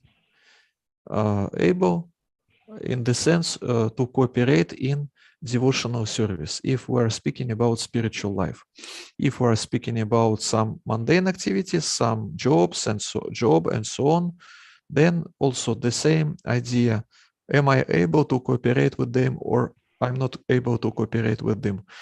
And if we are telling about our inability to deal with another person, then the question raises, what is the reason that I am not able to deal with another person? And the simplest way to say is to tell that it is only because of him, because I'm a nice person, and it is the only because of him or because of her I'm not able to deal with them. But the reality is that the reason why people are not able to deal with each other, usually these reasons are on the both sides. The both sides means there is a reason with the person with whom I cannot deal, and there is a reason in myself. And anyway, we can go on in our spiritual life. We can preach, we can chant Hare Krishna, and so on and so on. And after some time, maybe the situation will be changed. And in Nectar of Instruction, it is written what should we do in order to improve this situation. Дадати прати гріх на ті, гухяма кяти причхати. Пункте буджете чайваша адвидга прити лакшанам. It is regarding relationships with devotees.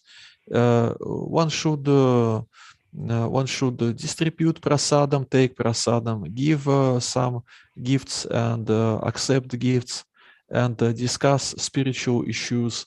And in that way, people, they can become closer to each other, and they will be able to understand they will be able to understand each other. And especially if we're speaking about spiritual life, if we're speaking about spiritual relationships, it will help people to understand each other better. And it means that if people understand each other better and they accept each other, which is also really important, then it is there is a chance to have better relationships based on Krishna consciousness. One can accept another person as he is or as she is, and after this, also it can be so that we understood this person better, and we accepted this person better in our heart, but at the same time, still there is no ability to deal with, for example, in some business affairs and so on, because of lacking of qualities from my side or from his side.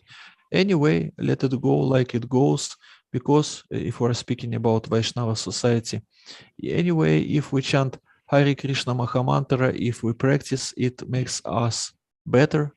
And anyway, we are on the right path in this life, which is the most important. Prabhuji, can you hear me? Hare Sneha Krishna, Yadav Prabhuji, can you hear Prabhu. me? He wrote, thank you, Prabhuji, Prabhuji Hare Krishna. He wrote. yeah, okay, Prabhuji. So, is there Vimla Mataji still in the meeting? Okay, she is there. Yeah.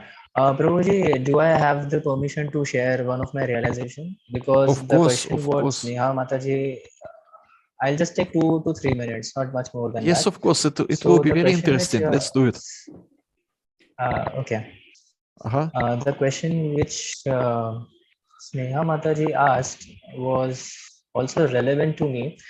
Mataji, do have the permission, right? I can share my realization and also the tips that I prefer that while not to judge others.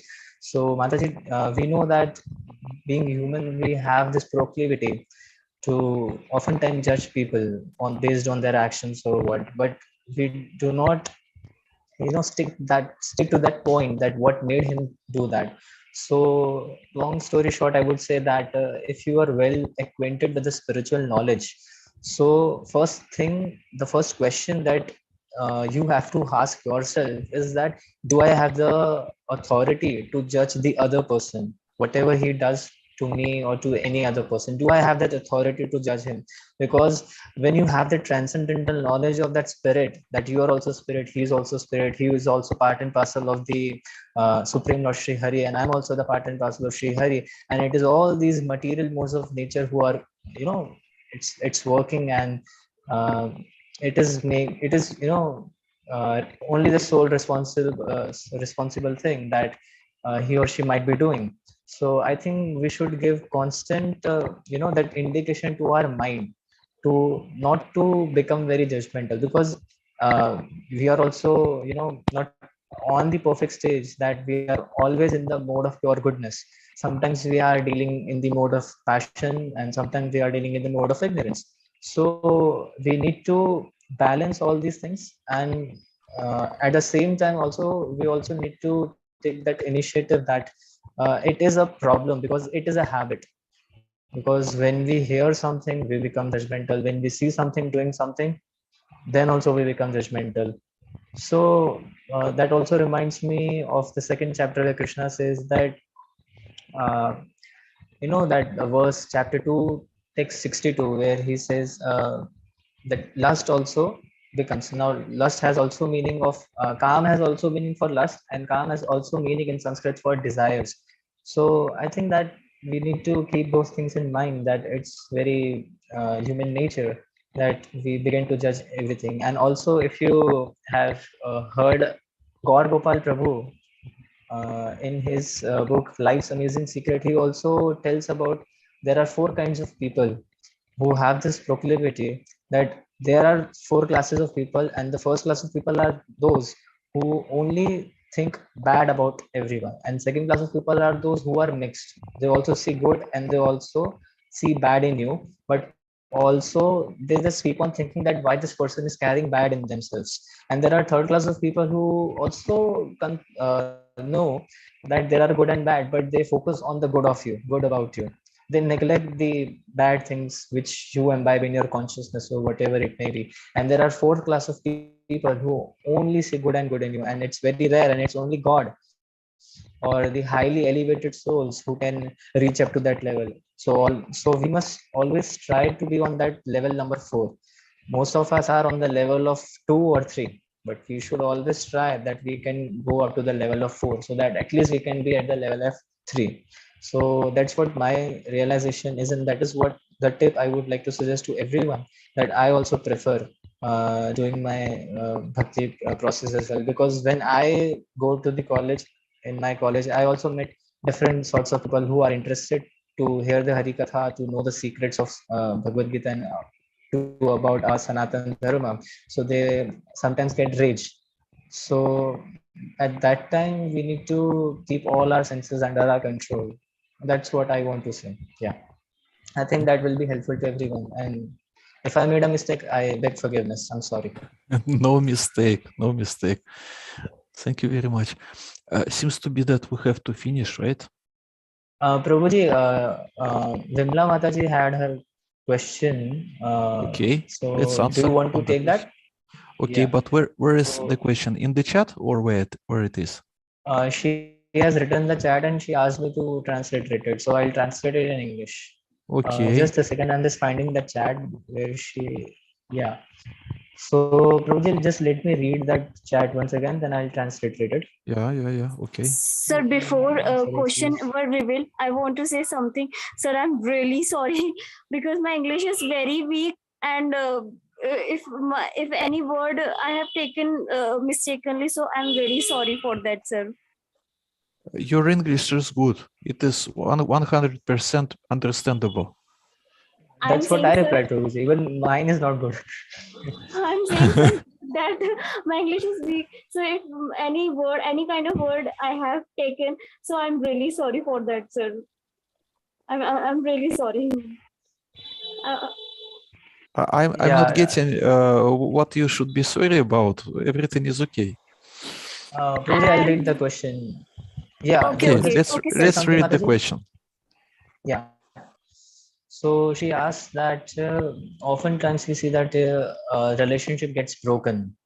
Mhm. So she just wants to know that measure, that how do we get that strength so that we may accept that fact that we have been in a relationship and that is broken, and that relationship could be of uh, any kind, Prabhuji. So Ah. she just wants to know the measure, that how to get that strength, Strength for that what? she has been in a relation. No, she just wants to know that how to get the strength to Strength. accept that fact that, yeah, to accept that Ah. fact that she was in a relationship, she was in a kind of relationship, but it has been broken due to some factor. The main relation. Yeah. Should we answer with Hindi translation or not? Vimla Mataji, do you need Hindi translation, or will that be okay if Prabhuji answers in English? No problem. I will understand English also. No Okay, problem. good. The main what we were speaking about today, the main relationships that we Sir, have. Yeah. sir, today is the topic of improving relationship with Krishna, right? Yeah. Yes.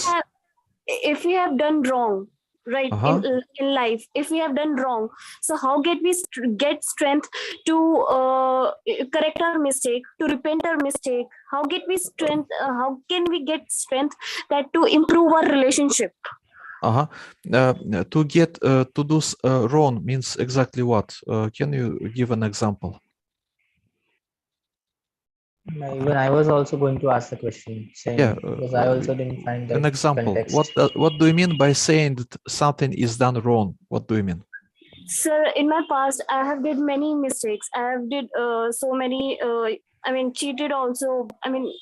I did so many mistakes. So that is why I'm asking.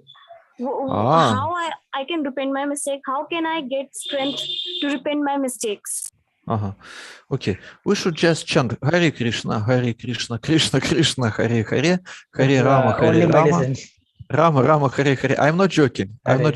It helps because, well, if you're speaking about some activities that create vikarma, sinful reactions, then the best remedy is holy name of Supreme Lord Shri Krishna.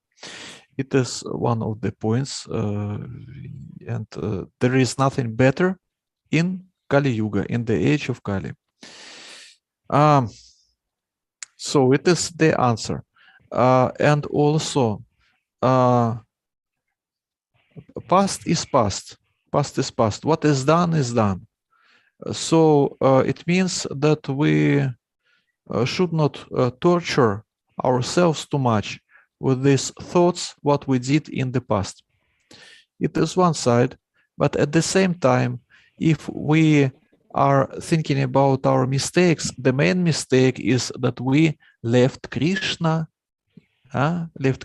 We came in this material world from spiritual world. So we could create a lot of mistakes in our life and previous lives, and we could lament about these mistakes, but the main mistake we should lament about is that we are separated by our own will, separated with Krishna. And if we will open some bhajanas created by our acharyas, or Bhaktivinoda Thakura's book, Sharanagati, and so on, we can see that this lamentation is expressed. So it is the main thing that we should lament about.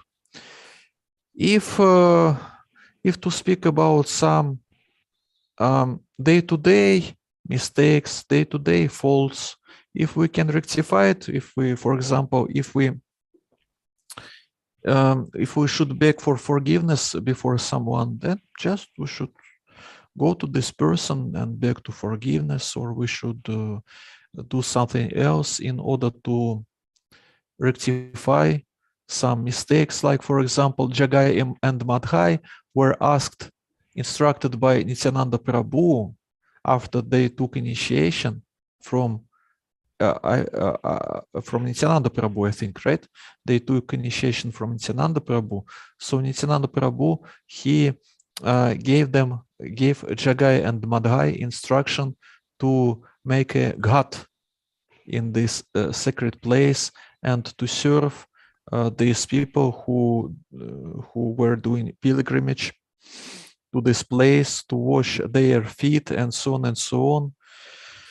And because these people, they knew that Jagai and Madhai were criminals and rascals, so these people who came for pilgrimage, they also sometimes, or maybe not sometimes, maybe quite often, they were beating these Jagai and Madhai, but Jagai and Madhai just expressed gratitude that beat us more, beat us more because we deserve it, and so on and so on. I don't know. There are some measures in some cases, like, for example, we did something wrong, and we can just think what should we do in order to rectify it.